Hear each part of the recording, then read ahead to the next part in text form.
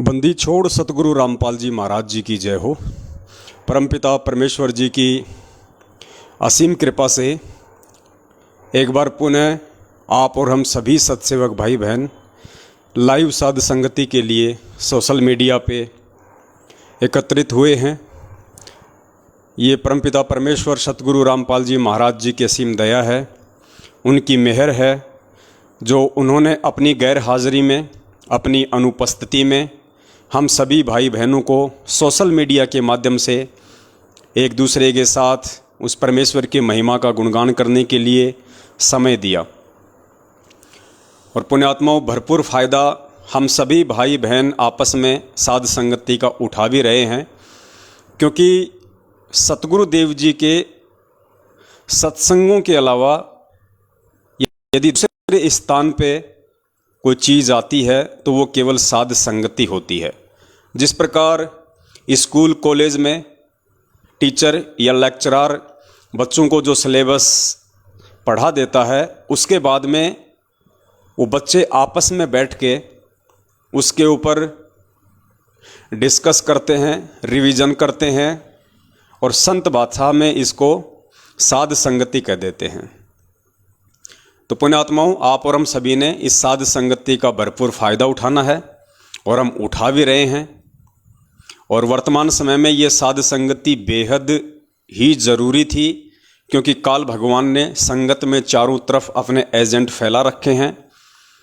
हर तरह से वो भगत समाज को भ्रमित करने में लगे हुए हैं और कोई दूसरा नहीं है, खुद इसी परमात्मा की संगत में बड़े बड़े समझे जाने वाले भगत भाई बहन और खुद इस परमपिता परमेश्वर सतगुरु रामपाल जी महाराज जी के कलयुगी परिवार वाले, अर्थात भाई बंधु बेटा बेटी रिश्तेदार जवाई, ये सभी लोग वर्तमान में उस काल भगवान की तरफ से इस पृथ्वी पे सीधे एजेंट हैं। तो हमने इन लोगों से बच के चलना है और इनके कर्म कुकर्मों से, इनके आचार विचार से, इनकी भक्ति विहीन क्रियाओं से आप और हम सभी पिछले 7 वर्षों से अच्छे से परिचित हैं। तो किसी को भी समझने में ये दुविधा नहीं होनी चाहिए कि कौन परमेश्वर का है और कौन काल का एजेंट है। और आज आपके सामने ऐसे ही कुछ सबूत पेश किए जाएंगे, कुछ प्रमाण पेश किए जाएंगे, जिन प्रमाणों को देखने के बाद में यदि कोई वास्तव में उस परमपिता परमेश्वर की अच्छी आत्मा होगी, हंस आत्मा होगी, तो उसे नीर और खीर का निवेरा करने में ज़्यादा समय नहीं लगेगा। वो तुरंत पहचान जाएगा कि आज से पहले हम जिन पूज्य गुरुदेव जी के कलयुगी परिवार वालों को, जिनमें उनकी बेटा बेटी, उनकी पत्नी, उनका भाई, उनके रिश्तेदार थे, हम उनको देवी देवताओं से नीचे नहीं आंका करते थे। लेकिन इस ज्ञान आधार से अब पता चलेगा कि उन कलयुगी परिवार वालों की औकात तो एक जो सड़क छाप व्यक्ति होता है या जो मंदबुद्धि श्रेणी का जो व्यक्ति होता है, उससे भी गई गुजरी है आध्यात्मिक क्षेत्र में। तो पुण्यात्माओं, आज हम साध संगति की शुरुआत करेंगे एक ऐसे वीडियो से, जिस वीडियो को सतलोक आश्रम मैनेजमेंट हरियाणा ने संगत में वायरल किया हुआ है और उसका टाइटल है गुरुद्रोहियों का पर्दाफाश पार्ट 1 और पार्ट 2। बहुत सारे भगत भाई बहनों को ये वीडियो भेज कर इस वीडियो में दुनिया भर की उआबाई और बकवाद भर के सत्सेवकों के खिलाफ जहर उगल के अनायास तरीके से, बिना किसी प्रमाणों के, बिना किसी सबूतों के, जबरन उसमें वो अंधकार ठोक ठोक के भर के और भगत समाज के ऊपर फैलाया जा रहा है। बहुत सारे भगत भाई बहनों के फ़ोन आए कि भगत जी, एक निराधार वीडियो सतलोक आश्रम मैनेजमेंट हरियाणा वालों के द्वारा संगत में बार बार सेंड किया जा रहा है और उसका शीर्षक है गुरुद्रोहियों की झूठ का पर्दाफाश। तो पुण्यात्माओं, वीडियो तो कोई भी बना सकता है, कोई बड़ी बात नहीं है। सबके पास मोबाइल हैं, मोबाइल में फंक्शन है, वीडियो तो कोई भी बना सकता है। लेकिन वो वीडियो महत्वपूर्ण होता है जिस वीडियो में सबूत हों, जिस वीडियो में प्रमाण हों। तो आज आपको उस वीडियो के ऊपर भी कुछ विश्लेषण करके दिखाएंगे, ताकि उन आत्माओं का भी भ्रम निवारण हो जो अभी ज्ञान में थोड़ी कच्ची हैं, और जो किसी के भी कहने से सुनने से तुरंत भ्रमित हो जाती हैं। उसके अलावा आपको एक मैसेज भी पढ़ाएंगे जो कि कॉल एजेंट सतलोक आश्रम मैनेजमेंट हरियाणा वालों के द्वारा संगत में शेयर किया जा रहा है।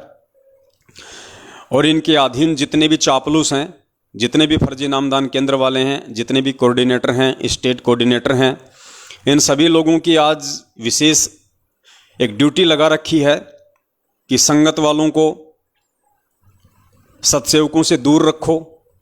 कहीं संगत वाले जो हमें ज्योति पाठ और दान का पैसा दे के हमें पाल रहे हैं, हमें पोस रहे हैं, जिनके दान के पीछे हमारे बच्चे पढ़ और पल रहे हैं, हमारी गाड़ी का डीजल पेट्रोल का काम चल रहा है, हम लोग प्रॉपर्टियां खरीद रहे हैं, अय्यासियां कर रहे हैं, मौज मस्तियां कर रहे हैं, कहीं हमारा वो रंगीलापन जो जीवन है वो समाप्त ना हो जाए। तो भगत समाज को भ्रमित करने के लिए तरह तरह के मैसेज इन चापलूसों के द्वारा संगत में वायरल किए जा रहे हैं। उनमें से एक मैसेज है, सतगुरुदेव जी की जय, अति आवश्यक सूचना। जैसा कि आप सभी जानते हैं कि सतगुरुदेव जी ने संजय तथा पवन को गुरुद्रोही घोषित कर रखा है। इसके बावजूद भी ये दोनों अपनी हरकतों से बाज नहीं आ रहे तथा भक्तों के पास नए नए तरीके अपनाकर गुमराह करने की कोशिश कर रहे हैं। उल्टा चोर कोतवाल को डांट रहा है।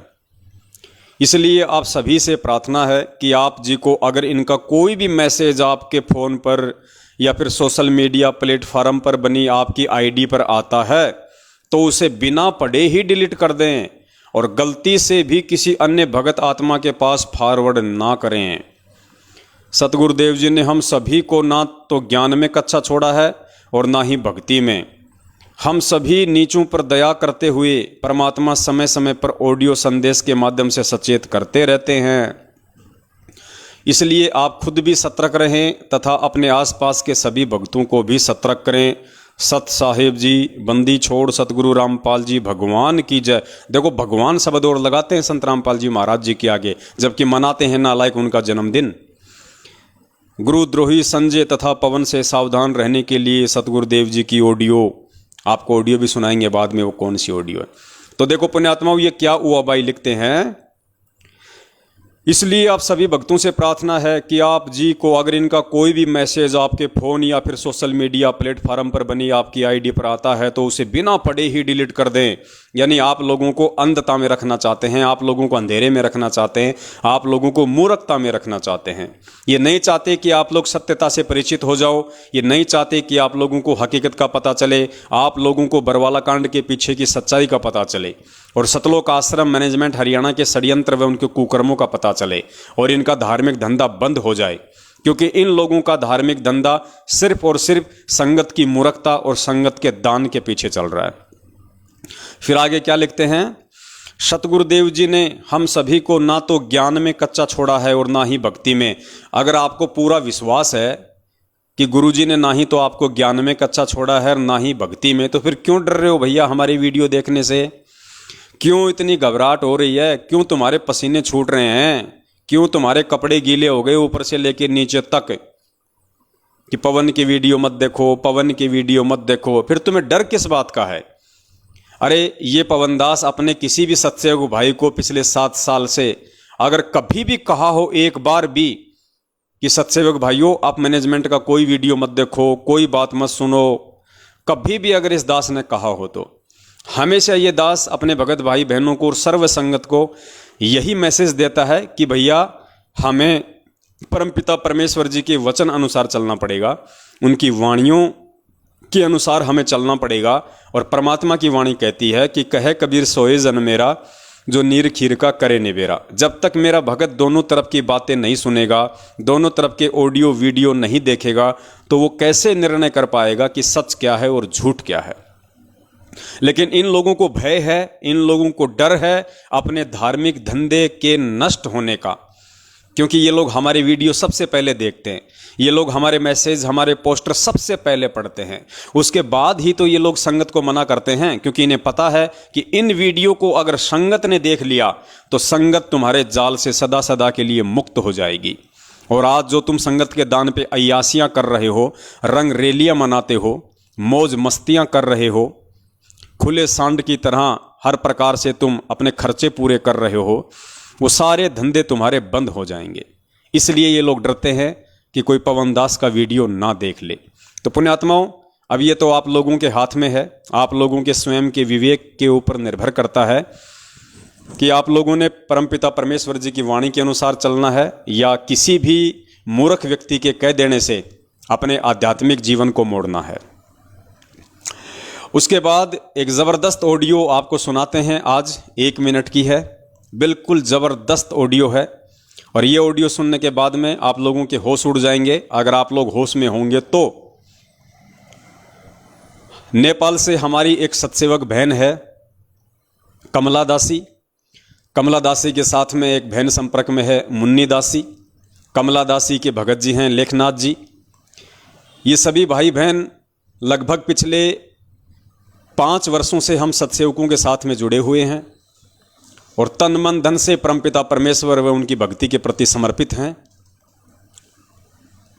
और पिछले 1-1.5 वर्ष से लगभग जो सत्सेवक बहन है हमारी नेपाल से कमला दासी, वो परमपिता परमेश्वर सतगुरु रामपाल जी महाराज जी को हर शनिवार के दिन भोग लगाती है। यानी शनिवार के दिन वो परमपिता परमेश्वर सतगुरु रामपाल जी महाराज जी को भोग प्रसाद लगाने के लिए देसी घी का हलवा बनाती है। जितने भी उनके परिवार के मेंबर हैं 2 या 3, उस हिसाब से 100 ग्राम 200 ग्राम वो हलवा बनाती है। मार्केट से सेब संतरे केले चीकू फल फ्रूट लेके आती है, थोड़े बहुत उनको साफ करती है और वो परमपिता परमेश्वर सतगुरु रामपाल जी महाराज जी को भोग लगाते समय वहाँ रखे जाते हैं।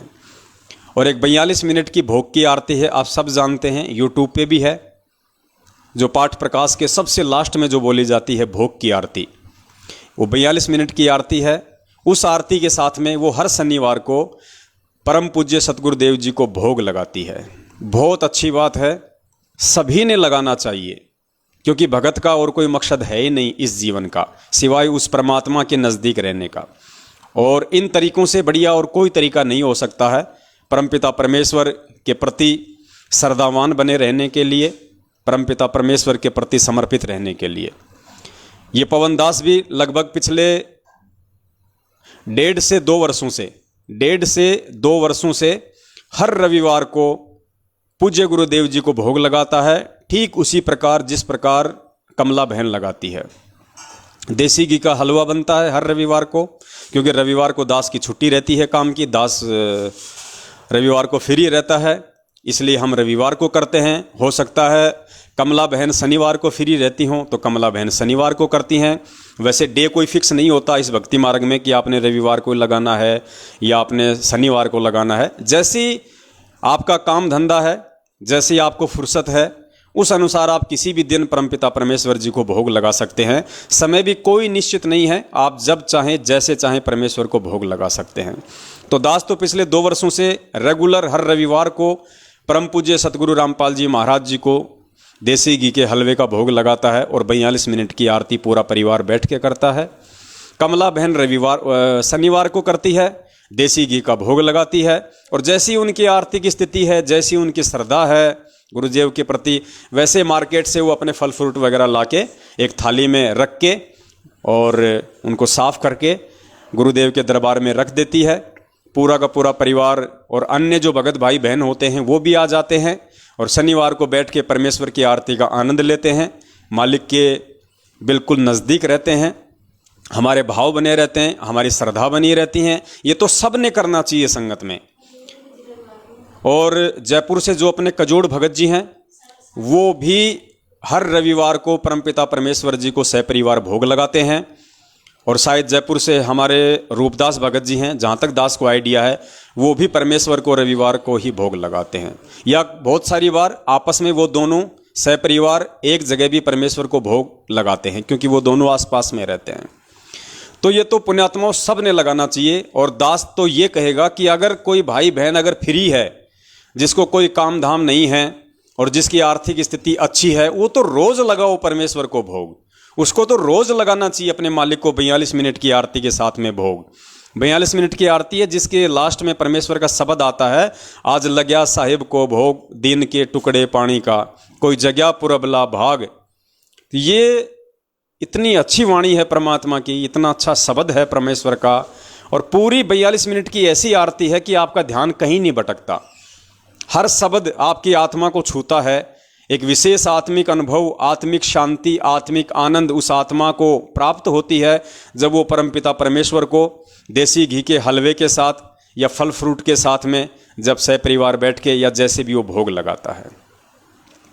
तो बहन पिछले 1.5 साल से पूज्य गुरुदेव जी को भोग लगा रही है, क्योंकि भाई हमारा परमात्मा हमारा पूज्य गुरुदेव है, हमारा भगवान, हमारा इष्ट, हमारा देव, हमारा महादेव, हमारी जगदम्बा, हमारा जगदीश, हमारा भाई, हमारी माता, हमारे पिता, हमारे बंधु, हमारे रिश्तेदार, हमारे दुख सुख का साथी, हमारे कष्टों को हरने वाला, विघ्नों को दूर करने वाला, संकटों को हरने वाला, हमारा साथी, हमारा संगी, हमारा सब कुछ परम पूज्य सतगुरु रामपाल जी महाराज जी हैं।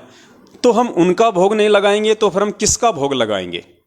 और जैसी आपकी श्रद्धा है, जैसे आपके भाव हैं, जैसा उस परमपिता परमेश्वर ने आपको इस व्यस्त सांसारिक जीवन में समय दिया हुआ है, आप जी चाहे तो परमेश्वर को रोज भोग लगाइए, आपको कोई मना नहीं करने वाला, और गुरुदेव आपसे उतना ही प्रसन्न होंगे, क्योंकि परमात्मा तो चाहते यही है कि ये बच्चे मेरे से किसी भी बहाने जुड़े रहें। तो पुण्यात्माओं, पिछले 1.5 साल से कमला बहन नेपाल से परमेश्वर को भोग लगा रही है, और भोग लगाने के बाद में वो वीडियो बनाती है पूरा, और उस वीडियो को अपने YouTube चैनल पे भी डाल देती है, वैसे भी सोशल मीडिया पे डाल देती है। लेकिन नेपाल के जो कोऑर्डिनेटर हैं या नेपाल का जो स्टेट कोऑर्डिनेटर है, उन लोगों को ये सब अच्छा नहीं लगता। उन लोगों को बिल्कुल भी अच्छा नहीं लगता कि संत रामपाल जी महाराज जी को कोई भोग लगाए, और संत रामपाल जी महाराज जी की इतनी श्रद्धा से, इतनी तन्मयता से, इतना विश्वास के साथ नेपाल में कोई भगत भक्ति करे, उसको ये बात बिल्कुल भी रास नहीं आती है। तो उस चुगलखोर व्यक्ति ने बगैर कमला दासी से बातचीत किए इस विषय पे कि भाई तू क्यों भोग लगाती है, और बातचीत करे तो वो नालायक व्यक्ति वो किस मुंह से बात करे। उसको खुद को पता था कि मैं क्या कहूँगा, कि गुरुजी को भोग मत लगा, ये कहूँगा मैं उसको, उससे अच्छा तो मेरे डूब के मर जाना अच्छा है। तो अंदर ही अंदर शर्मिंदा होते हुए और बिना कोई बातचीत हमारी कमला बहन से किए उसने डायरेक्ट उस नेपाल के चुगलखोर व्यक्ति ने और हिंदुस्तान की एक चुगलखोर औरत के पास फोन किया। हिंदुस्तान की चुगलखोर औरत कौन? परमपिता परमेश्वर सतगुरु रामपाल जी महाराज जी की कलयुगी बेटी मंजू। क्योंकि देखो पुण्यात्माओं, चुगलखोर को चुगलखोर ही कहा जाएगा और चुगलखोरनी को चुगलखोरनी ही कहा जाएगा, क्योंकि हम तो परमेश्वर के वचन पे, उनकी वाणियों पे चलने वाले भगत हैं, व्यक्ति हैं। तो हमें इसमें ना कोई संशय होती है, ना हमें कोई भय लगता है, ना हमें किसी का कोई डर है, क्योंकि पूज्य गुरुदेव जी ने हमें यही सिखाया कि बेटा साचा शब्द कबीर का प्रकट किया जगमाही, और जैसे को तैसा कहे सो तो निंदा नाही। अगर बेटा तू चुगलखोर को चुगलखोर कहता है तो उसमें निंदा चुगली नहीं, तू सही कह रहा है। अगर तू डाकू को डाकू कह रहा है तो सही कह रहा है। अगर तू भगोड़े को भगोड़ा कह रहा है तो इसमें कोई निंदा चुगली नहीं होती है। तो हमें तो परमेश्वर के ज्ञान आधार से चलना है, और हम चल भी रहे हैं। तो नेपाल के उस महाचुगलखोर व्यक्ति अर्थात वहाँ के कोऑर्डिनेटर या स्टेट कोऑर्डिनेटर ने हिंदुस्तान की एक चुगलखोरनी औरत परम पूज्य सतगुरु रामपाल जी महाराज जी की कलयुगी बेटी मंजू को फ़ोन किया, और उस चुगलखोरनी औरत ने भी हमारी कमला बहन से कोई बातचीत नहीं की, क्योंकि उसको भी पता है कि मैं किस मुंह से बात करूंगी, क्या कहूंगी मैं कि परमेश्वर का भोग मत लगाओ। लेकिन पुण्यात्माओं, काल भगवान का इतना प्रेशर है इन काल एजेंटों के ऊपर, इन्होंने इस बात की भी, इस उत्तम कर्म की भी, इस उत्तम आध्यात्मिक कर्म की भी शिकायत लगा दी परमपिता परमेश्वर सतगुरु रामपाल जी महाराज जी से, जैसा भी उनका सिस्टम है। क्योंकि आज हम यही बोलेंगे कि उसने परमपिता परमेश्वर सतगुरु रामपाल जी महाराज जी को ही शिकायत लगाई, क्योंकि 1 मिनट की ऑडियो आई है। बाकी हम तो इन ऑडियो में विश्वास नहीं करते हैं, ये किसकी है, कहाँ से आती है, हमें इन ऑडियो से कोई लेना देना नहीं होता है। हमारे लिए तो ये ऑडियो बेसलेस हैं, निरर्थक हैं, कूड़े के कचरे की तरह हैं, क्योंकि हमें तो परमेश्वर ने ऑडियो आधार से नहीं बल्कि सत्संग आधार से चलना सिखाया है भक्ति मार्ग पे, यदि सफल होना है तो। लेकिन चलो, जो लोग इन ऑडियो को पूज्य गुरुदेव जी की मानते हैं, तो हम पूज्य गुरुदेव जी का नाम लेके ही चलेंगे, ताकि आप लोग अच्छे से समझ पाओगे। तो मंजू ने शिकायत लगाई हिसार जेल में परमपिता परमेश्वर सतगुरु रामपाल जी महाराज जी के पास में, और फिर उसकी कॉल रिकॉर्डिंग नेपाल भेज दी और हिंदुस्तान में भी संगत में भेजी गई। तो पुण्यात्माओं, सबसे पहले आपको ये ऑडियो सुनाते हैं, आप जी ऑडियो को ध्यान से सुनना। उसके बाद फिर परमपिता परमेश्वर इन दोनों चुगलखोरों की महा अज्ञानता का पर्दाफाश करवाएंगे कि ये किस नीचता पर उतराए हैं, किस घटियापन पर उतराए हैं, इन्हें अपने पराये में भी कोई भेद नजर नहीं आ रहा है। प्रणाम गुरु जी। जी बाबा भक्ति दया करियो परमात्मा, आप ठीक हो मां जी? गुरु जी प्रार्थना है गुरु जी, और नेपाल के कुछ भगत आत्मा है जो गुरुद्रोही पवन और संजय के संपर्क में आ गए गुरु जी, और वे ना जी मन माने तरीके से भंडारा निकालते हैं, घर में फूल फल और फूल रखते हैं, और जैसे भोग की विधि पाठ प्रकाश में होता है ना जी, वो ही सारी करके और यूट्यूब और फेसबुक पर डाल रहे हैं। उनको नाम बताओ, उनका निकाल दो। कमला दासी है गुरु जी, उसका पति लेखनाथ दास, और करीबी है जी मुन्ना दासी, मोहनलाल जनपद। बेटी ने तो बताया उनका नाम। हाँ जी, कमला नेपाल के रहने वाले। क्या क्या नाम बताए? कमला दासी गुरु जी, उसके पति लेखनाथ दास, उसका पति लेखनाथ। हाँ जी, और करीबी है मुन्ना दासी, इनका सहयोग कर रहे हैं गुरु जी। हाँ, तो ये जितने भगत हैं या तो सुधार कर ले, जो जिस तरह ये गलतियां कर रहे हैं इसको सुधार ले, नहीं तो इनको मिशन से निकाल दिया जाए, इनको गुरुद्रोही घोषित कर दिया जाएगा। इनको लिख कर भेज दो। जी गुरु जी। हाँ ठीक है बेटा जी, दंडवत प्रणाम गुरु जी। और सत्साई पुण्यात्माओं, 1 मिनट की ऑडियो आपने सुनी। मुझे तो सुनते ही बड़ी हंसी आई इस ऑडियो पे कि इन लोगों का अपना भी जो बचा खुचा जो विवेक था वो भी काल भगवान ने हर लिया है, और इन नालायकों को खाली खोखा बना के इस पृथ्वी लोक पे इनका चोटा पकड़ के घुमा रहा है काल भगवान। इनको कुछ भी ध्यान नहीं है कि हम क्या कर रहे हैं, हम किस चीज़ की शिकायत कर रहे हैं, किस चीज़ की शिकायत नहीं करनी चाहिए, हम किस से शिकायत कर रहे हैं, क्या उसका रिजल्ट आएगा। पुण्यात्माओं, इसी को कहते हैं काल भगवान की सूक्ष्म चाल। अंदर से पूरा खोखा कर दिया सतलोक आश्रम मैनेजमेंट हरियाणा को, बिल्कुल थोता और खोखा। पुण्यात्माओं, आप इस भक्ति मार्ग पे लगे हैं, और भक्ति मार्ग का आधार, भक्ति मार्ग का मूल सतगुरु होता है, क्योंकि ये बातें उस तत्वदर्शी संत के सत्संगों से ही मालूम पड़ती हैं।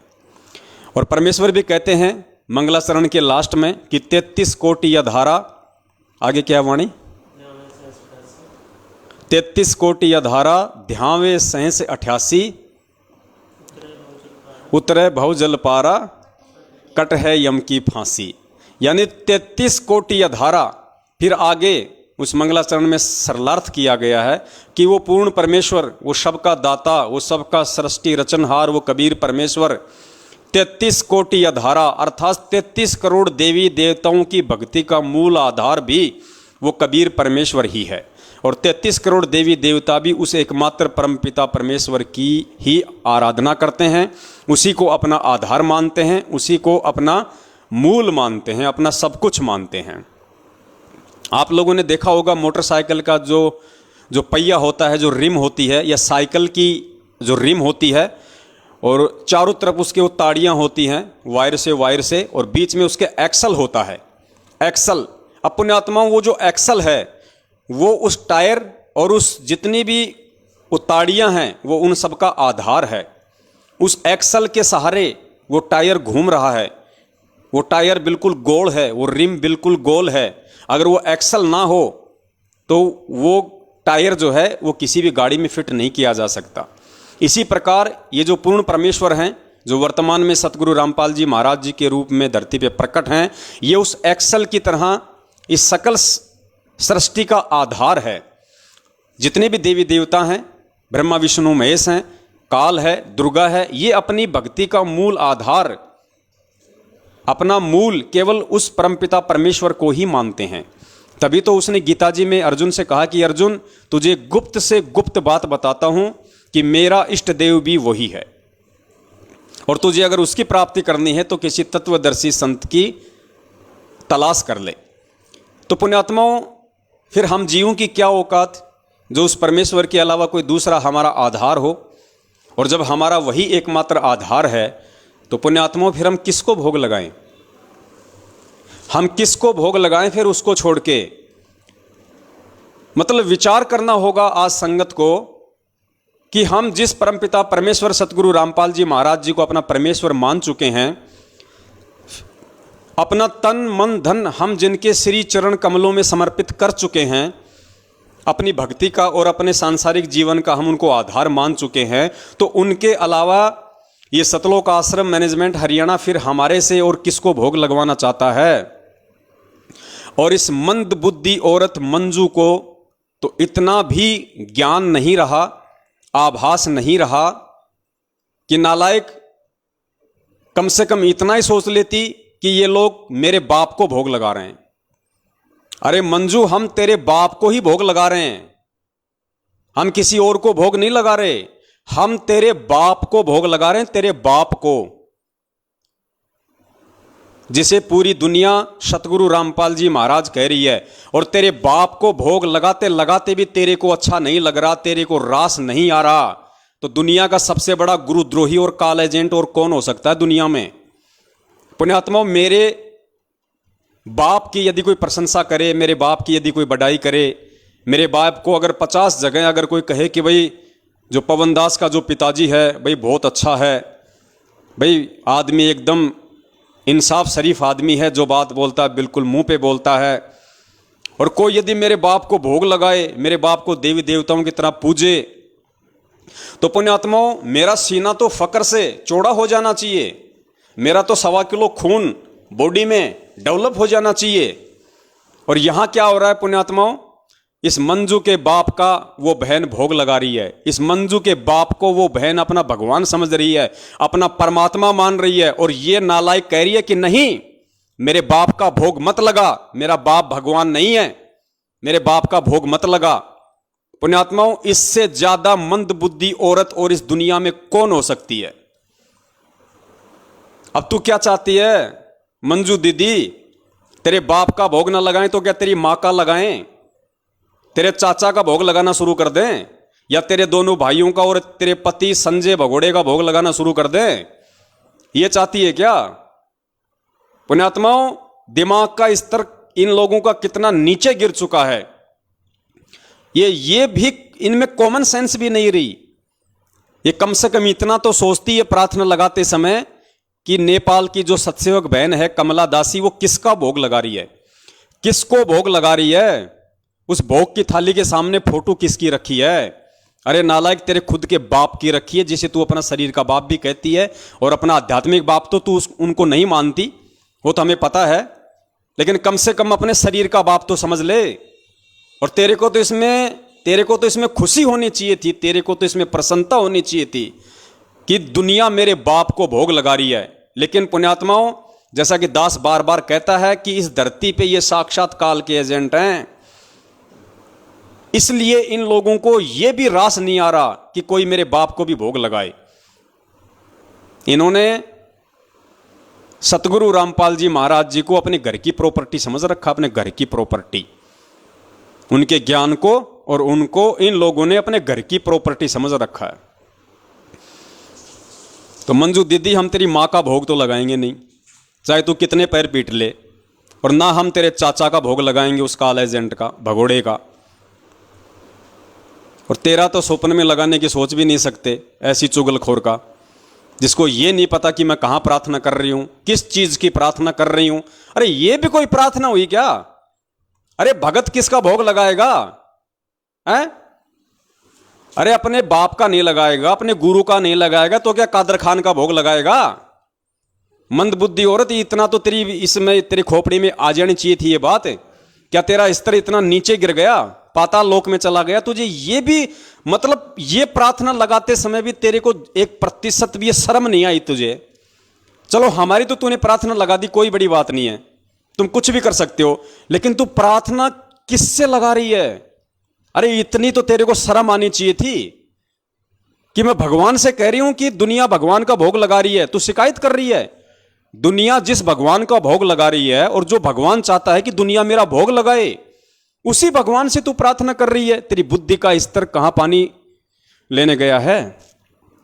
पुण्यात्मा, इनकी बुद्धि घास चरने चली गई, बिल्कुल ये खाली हो चुके हैं एडी से लेके चोटी तक। ये खुद तो डूबे हुए हैं, ये बाकी संगत को भी लेके डूबेंगे। तो आप लोगों ने सावधान रहना है। और मैं तो निवेदन करूंगा आज इस लाइव साध संगति के माध्यम से, मेरे जितने भी भगत भाई बहन मुझे सुन पा रहे हैं, देख पा रहे हैं, पुण्यात्माओं, अब विनाश का समय बहुत निकट है, क्योंकि परमेश्वर की असुर निकंदन रमैणी में जो वाणी है कि आवेगा दखन से दीवाना काबुल का, काल किलकिलियम गल है तुर्काना, किलकिलियम अवतार कला, जीतन जन झुंझमुला। तो पुण्यात्माओं, वो जो काबुल का जो यूज किया गया वहां पे कि सबसे पहले काबुल देश पे अटैक होगा, फिर काबुल देश की रक्षा के लिए दूसरी मुस्लिम कंट्री आएंगी, फिर दूसरे के पक्ष में दूसरी कंट्री आएंगी और ये विश्व युद्ध शुरू हो जाएगा। और उसके बाद में मुस्लिम देश 90% आपस में लड़के कटके ही मर जाएंगे। तो आप जी आज देख रहे हैं आजकल न्यूज़, अगर आप न्यूज़ देखते हैं मीडिया में, कि जो तालिबान है उसने अफगानिस्तान के ऊपर किस प्रकार से अपना कब्जा जमाना शुरू कर दिया, क्योंकि अफगानिस्तान से अमेरिका ने अपनी सेना हटाने की घोषणा कर दी है। काफ़ी सैनिक अमेरिका चले गए हैं जो पिछले 20-25 साल से अफगानिस्तान में थे। जैसे ही अमेरिकी फौजें अफगानिस्तान से हटी हैं, तुरंत तालिबान ने अफगानिस्तान पे धावा बोल दिया। मारकाट शुरू हो रही है, रोजाना सैकड़ों की संख्या में लोगों को मारा जा रहा है। तो पुण्यात्माओं, वो समय अब शुरू हो चुका है और आने वाले समय में अगर हम लोगों को अगर बचना है तो पुण्यात्माओं, हमने कितनी भक्ति बढ़ानी पड़ेगी, हमने किन किन तरीकों से अपने भगवान को खुश करना पड़ेगा, अपने भगवान को हमने प्रसन्न करना पड़ेगा, ताकि उस महाविनाश के समय में हम सुरक्षित रह सकें। और वो विनाश पुण्यात्माओं होके रहेगा, क्योंकि भगवान जेल में बैठने नहीं आया और दुनिया ज्ञान से नहीं समझ सकती। जितने समझने थे उतने समझ चुके हैं, अब केवल दुनिया मार खाकर ठोकर खाकर ही समझेगी। और परमेश्वर ने यदि कलयुग में सतयुग लाना है तो छटनी करनी पड़ेगी, असंख्यों आत्माओं को यहां से जाना पड़ेगा, अकाल मृत्यु को प्राप्त होना पड़ेगा, वरना इस भीड़ में, इस जगत की गंदगी में आप और हम भक्ति नहीं कर सकते। इसलिए महाविनाश होना तय है। तो पुण्यात्माओं, उस समय आप और हम कैसे बचे रह सकते हैं यदि हम इस परमेश्वर के नजदीक ना रहे? तो पुण्यात्माओं, भक्ति तो हम कर ही रहे हैं सतगुरुदेव जी के आशीर्वाद से। इसलिए दास आप जी से निवेदन करेगा कि आप जितने भी भगत भाई बहन लाइव साध संगति का ये प्रोग्राम देख रहे हैं, अगर आपको भी यदि सतगुरुदेव जी प्रेरणा करें तो पुण्यात्माओं, जैसा भी आपको समय मिले, जिस भी दिन, उसी दिन परमपिता परमेश्वर जी का देसी घी का हलवा बनाइए। जितने भी आपके परिवार के मेंबर हैं, 2, 4, 5, 10, उस अनुसार 100 ग्राम का, 200 ग्राम का, जैसे भी आपकी श्रद्धा है, आप देसी घी का हलवा बनाइए परमेश्वर का। और आपकी आर्थिक स्थिति अच्छी है तो मार्केट से फल फ्रूट भी लेके आइए। और पुण्यात्माओं, सप्ताह में जिस दिन भी आपको लगे कि आज मेरी छुट्टी है या आज मैं छुट्टी के लिए दिन निकाल सकता हूं, यह ऐसा कोई विशेष नहीं है मेरे लिए कामकाज, उस दिन पूरा परिवार बैठ के परमपिता परमेश्वर जी को उस 42 मिनट की भोग की आरती के साथ भोग लगाइए और परमेश्वर का अनुग्रह प्राप्त कीजिए। गुरुदेव ने स्पष्ट संगतों में कहा हुआ है कि पुण्यात्माओं, अभी तुम मात्र 20% ही भक्ति की तरफ अग्रसर हो, 80% तुम्हारा ध्यान सांसारिकता में रमा हुआ है। लेकिन जब तक इसका उल्टा नहीं होगा, अर्थात जब तक तुम 80% मेरी भक्ति में नहीं लगोगे और 20% ही अपने रोजी रोटी के लिए प्रयास नहीं करोगे, तब तक तुम भगत की श्रेणी में भी नहीं आओगे। तो पुण्यात्माओं, उस 20% से ऊपर और भक्ति बढ़ाने के लिए अब हमने परमपिता परमेश्वर जी का, जैसा भी जिसको समय मिले, सप्ताह में या महीने में, जरूर उस परमपिता परमेश्वर सतगुरु रामपाल जी महाराज जी को देसी घी के हलवे का भोग लगाइए। बैठ के सह परिवार 42 मिनट की जो यूट्यूब पे आरती है, भोग की आरती आपको मिल जाएगी। आप वो आरती कीजिए पुण्यात्माओं। हम परमेश्वर के जितना नजदीक रहेंगे, जितना हम परमेश्वर के कृपा पात्र बन के रहेंगे, उतना ही परमात्मा हमारे नजदीक रहेगा। और मैं तो ये मानता हूं कि इन चुगलखोरों ने जो ये चुगली लगाई है, ये हमारे लिए एक बहुत बड़ा ये प्लस पॉइंट साबित हुआ है, क्योंकि काल की चाल से ही परमात्मा अपना कार्य सिद्ध करता है। तो इन काल एजेंटों ने तो बहुत शाने बन के उस कमला बहन के ऊपर दबाव डालने के लिए और उन नेपाल के चुगलखोरों को, उनको खुश करने के लिए कि देखो मैं तुम्हारी हिंदुस्तान की चुगलखोरनी दीदी, जैसा तुमने कहा तुरंत मैंने हिसार जेल में प्रार्थना लगा दी, हा हा हा हा हा हा, उनको खुश करने के लिए, उन गधों को। और इसने ऐसी ज्ञान विरुद्ध घटिया हरकत की है जो शायद भक्ति इतिहास में सिवाय उस काल भगवान के और कोई नहीं कर सकता। अरे भगवान का एक भगत भोग लगा रहा है और तू उसी भगवान से तू प्रार्थना कर रही है, शिकायत कर रही है कि भगवान दुनिया आपका भोग लगा रही है। अरे तू काहे की भगत है, तू तो जगत से भी गई गुजरी है। और वो भगवान वो अंदर ही अंदर हंसा होगा, वो अंदर ही अंदर हंसा होगा कि देख ये मंदबुद्धि, और लोग इसको कहते हैं ये मेरी बेटी है। अरे मेरी बेटी ऐसी हो सकती है क्या? है ऐसी कमबख्त, ऐसी चुगलखोरनी, ऐसी मंदबुद्धि जिसमें कॉमन सेंस भी नहीं है, वो मेरी बेटी कैसे हो सकती है? मेरी बेटी तो कमला है, कमला नेपाल वाली मुन्नी दासी है। वो है मेरे असली बेटा बेटी जो मुझे अपना परमात्मा समझ के और मेरा भोग लगा रहे हैं। तो पुण्यात्माओं, शायद परमपिता परमेश्वर सतगुरु रामपाल जी महाराज जी ने आने वाले विनाश के समय से बचने के लिए और हम सबको और ज्यादा भक्ति की तरफ अग्रसर करने के लिए हो सकता है ये सारा खेल रचा है। और पुण्यात्माओं, आप सभी भाई बहन परमपिता परमेश्वर जी की, जैसे पिछले 2 साल से ये पवन दास कर रहा है, 1.5 साल से हमारी बहन कर रही है, और दास चाह रहा था, दास के अंदर एक प्रेरणा भी हो रही थी काफी समय से कि भगत समाज को परमेश्वर की भोग की आरती के लिए एक संदेशा दिया जाए ताकि हम और उस परमेश्वर के नजदीक रहें। अरे मालिक की वाणी है वो, मालिक के उसमें शब्द हैं। भक्ति बोध पुस्तक में लिखा हुआ है, जो 3 समय की आरती वाली जो भक्ति बोध है, संध्या आरती के बाद में उसमें वो आरती लिखी हुई है 42 मिनट की। अरे अगर उसमें परमेश्वर ने आरती दी है तो दी किस लिए है? उसमें पूरे पाठ प्रकाश की आरती नहीं है और ना ही पूरे पाठ प्रकाश की आरती करने के हम अधिकारी हैं, लेकिन वो तो लास्ट का भोग का पार्ट है, भोग का पार्ट है। खुद उस परमपिता परमेश्वर सतगुरु रामपाल जी महाराज जी ने 3 समय की आरती के बाद में उसमें लिखवाया है ताकि मेरे बच्चे कॉमन सेंस से इस बात को समझें और परमेश्वर की भोग की आरती भी करें। तो पुण्यात्माओं, शुरू कर दीजिए। यह परमेश्वर की तरफ से एक बहुत बड़ा संकेत, एक बहुत बड़ा एक इशारा आप सत्सेवक भाई बहनों के लिए है, क्योंकि पुण्यात्माओं बचना आप और हमने है, क्योंकि हमने भक्ति करनी है। और जिसको ये ज्ञान ही नहीं है कि भक्ति क्या है, भगवान क्या है, हम क्या कर रहे हैं, हम क्या नहीं कर रहे, उन काल एजेंटों को क्या मतलब, क्या पता वो 3 समय की आरती भी करते हैं कि नहीं करते। जिस मंजू को भोग की आरती से इतनी नफरत है, पुण्यात्माओं सोचो वो 3 समय की आरती कहां करती होगी। और सोचिए वो औरत कहां संत रामपाल जी महाराज जी को अपना भगवान समझती होगी। भगवान तो सौपन में भी नहीं, अपना वो गुरु भी नहीं समझती है, गुरु भी नहीं समझती है।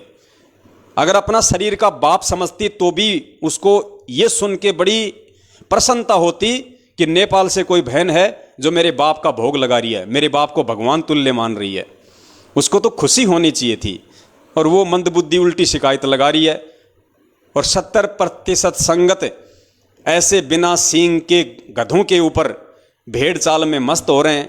पुण्यात्माओं, कहाँ तो तुम जाओगे और कहाँ वो जाएंगे, अपना निर्णय तुम खुद कर लेना।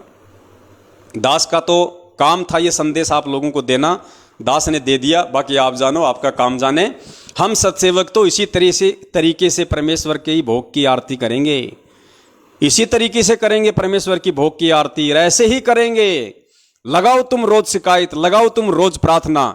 परमेश्वर तो हमें फल फूल रहा है, परमेश्वर तो हमें फल और फूला रहा है तुम्हारी आंखों के सामने। तुम लोगों का तो खून जल गया सारा पिछले 7 साल से, चुगलियां करते करते, शिकायतें लगाते लगाते, और हम सत्सेवकों को परमेश्वर ने अपनी पलकों पे रखा हुआ है। दिन 2 गुना रात 4 गुना परमेश्वर हमारे को वर्दी दे रहे हैं, हमारे को भक्ति धन दे रहे हैं, परमात्मा अपना आशीर्वाद लौटा रहे हैं। अरे कोरोना में तुम मरे हो, सत्सेवक नहीं मरा कोई भी।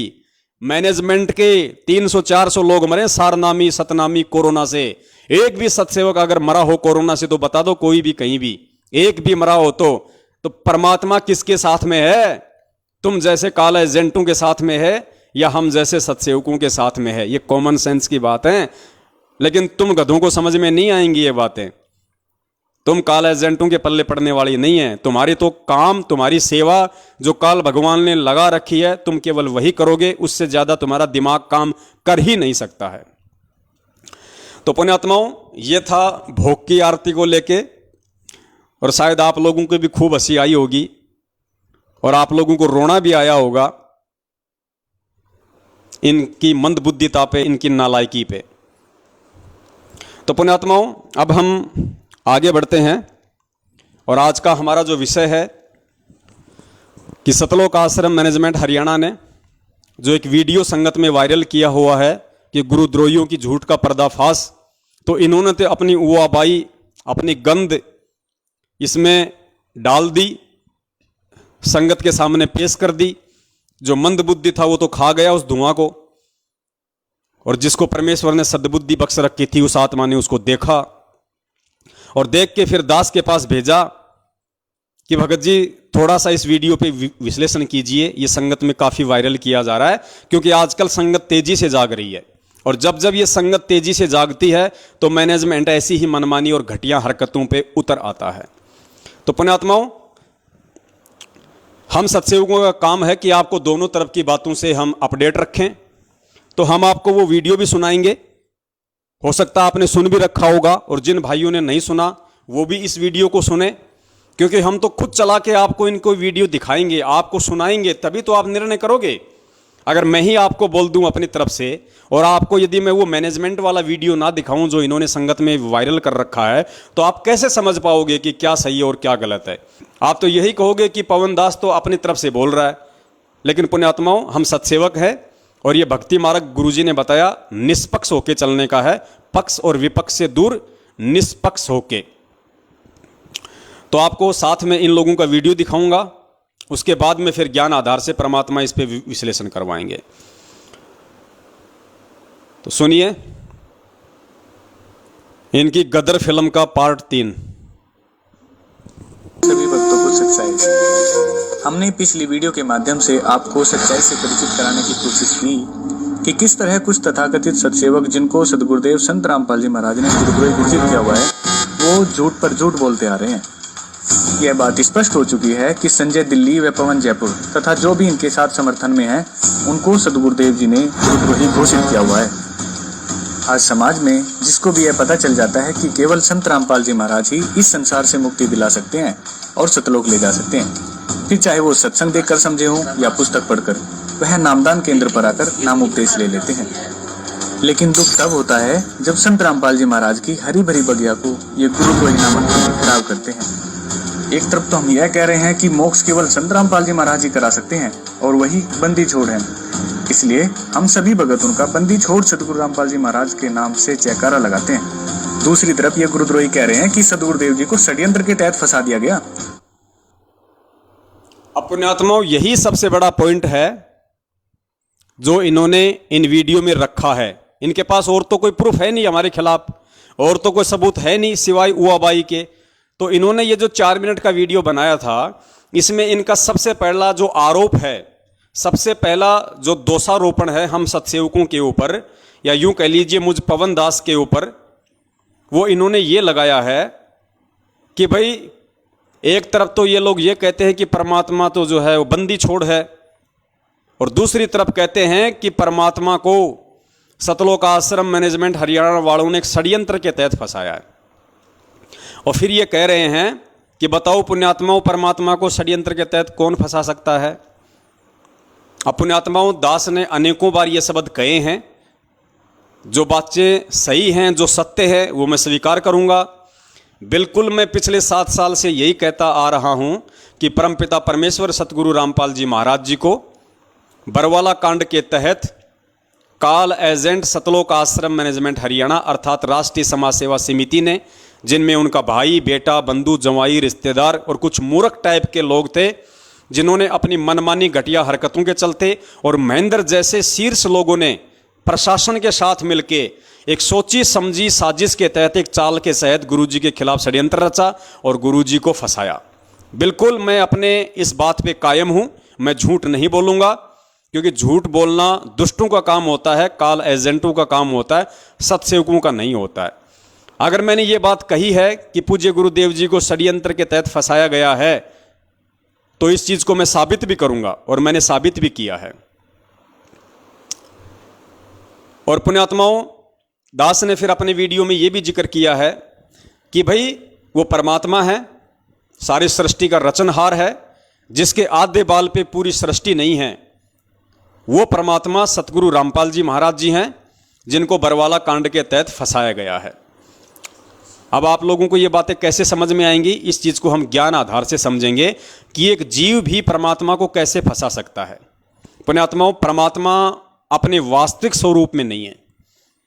परमात्मा अपनी वास्तविक जो समर्थता है, अपनी वास्तविक जो पावर है, परमात्मा उसको नहीं दिखा रहा है। परमात्मा एक आम व्यक्ति की भूमिका में है, आप और हमारी तरह। और यही परमात्मा आज से 650 साल पहले एक आम व्यक्ति की भूमिका में आया था। वैदिक नाम जिनका कबीर, तो वो परमात्मा आज से 650 साल पहले हम सभी जानते हैं कि वो परमेश्वर कबीर दास के रूप में इस धरती पे आए हुए थे, आप और हमारी तरह एक मानव शरीर धारण करके।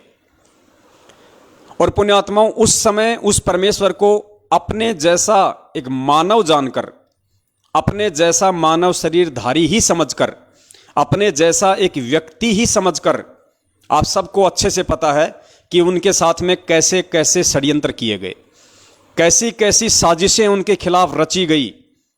चलिए मान लेते हैं, शेख तकी तो उस परमात्मा का भगत नहीं था, वो तो जगत वाला था। क्या सिकंदर लोदी भी उस परमात्मा का भगत नहीं था? सिकंदर लोदी को परमात्मा ने प्रत्यक्ष चमत्कार दिखाए। उसको जो चरम का रोग था, उसको जो जलन का रोग था, परमेश्वर ने आशीर्वाद मात्र से ठीक किया।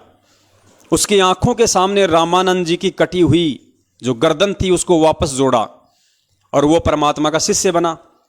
उसके बावजूद भी पुण्यात्माओं, वो शेख तकी के चक्कर में आके और खुद उसने उस परमपिता परमेश्वर जी को अपना राज्य बचाने के लिए, अपनी इज्जत बचाने के लिए मुसलमान समाज के सामने शेख तकी के भय से उसने परमेश्वर को उस दरिया में डुबोने का आदेश दिया। परमात्मा को 8 पहर तक डुबोने की कोशिश की गई, गोलियां मारी गई, तीर मारे गए, भाले मारे गए, लेकिन परमात्मा नहीं डूबे। तो परमेश्वर को उन्होंने अपनी सूझबूझ से कि आ जाओ आ जाओ आ जाओ, आप तो भगवान हो, आ जाओ आ जाओ। जैसे ही परमात्मा बाहर आए, तुरंत उस सिकंदर लोदी ने, ये मैं गुरुदेव के सत्संगों की बात कह रहा हूं, तुरंत उसी भगत ने, उसी शिष्य ने, उसी सिकंदर लोदी ने अपने हाथों से दुनिया को खुश करने के लिए कबीर साहिब जी के गले में बेड़ी डाली, कबीर साहिब जी को बेड़ियों में जकड़ा और खूनी हाथी के नीचे उनको कुचलवाने के लिए उनको दिल्ली लाया गया। पुण्यात्माओं, वो साजिश वो किसने रची थी? किसने परमात्मा के साथ में षड्यंत्र किया? सिकंदर लोदी ने। वो भी तो उनका भगत था। तो पुण्यात्माओं, कहने का मतलब यह है, परमात्मा किसी के साजिशों का शिकार नहीं होता, परमात्मा किसी के षड्यंत्रों का शिकार नहीं होता, लेकिन एक जीव वो उस परमात्मा को अपने जैसा जीव समझ के, अपने जैसा मानव समझ के, अपने जैसा सामान्य व्यक्ति या एक संत समझ के, अपनी घटिया सोच से और काल प्रेरित बुद्धि से वो ऐसी घटिया हरकतें उस परमात्मा के साथ में जरूर कर सकता है। और वो घटिया हरकत 650 साल पहले भी की लोगों ने, और वो घटिया हरकत बरवाला कांड के माध्यम से सतलोक आश्रम मैनेजमेंट हरियाणा ने भी उस परमपिता परमेश्वर को फंसाने की। और यदि यह सतलोक आश्रम मैनेजमेंट हरियाणा गुरुदेव को नहीं फंसाना चाहता था, या इन्होंने नहीं फंसाया, या इन्होंने ऐसा कोई फंसाने की नहीं सोची, तो आपने आज से 3 दिन पहले दास ने जो वीडियो बनाया था और आपको जो महेंद्र का इंटरव्यू दिखाया था, जिसमें खुद उनका भाई सरेआम बरवाला कांड से 2 दिन पहले मीडिया के सामने वहां कह रहा है जहां 20,000 पुलिस फोर्स खड़ी है, कि हमने संत रामपाल जी महाराज जी को परसों ही स्वास्थ्य इलाज के लिए बाहर हॉस्पिटल में शिफ्ट कर दिया, वो आश्रम में नहीं है। पुण्यात्माओं, ये सोची समझी साजिश के तहत ये इंटरव्यू दिया गया था, जबरन उस परमेश्वर को फंसाने के लिए, आश्रम पे पुलिस के द्वारा जबरन हमला करवाने के लिए एक सोची समझी साजिश थी ये। क्योंकि पिछले 7-8 दिनों से वहां पे 20,000 पुलिस फोर्स पड़ी हुई थी, लेकिन आश्रम पे अटैक नहीं कर रही थी। क्यों नहीं कर रही थी? क्योंकि सामने बच्चे थे, महिलाएं थी, उनको भी पता था कि ये बेचारे ये निर्दोष हैं। पुलिस आगे नहीं बढ़ रही थी, और पुलिस आगे नहीं बढ़ रही थी तो मैनेजमेंट को टेंशन हो गई, गुरुजी के भाई को चिंता हो गई कि हमने जो षड्यंत्र जो रचा था वो तो फैल होता जा रहा है।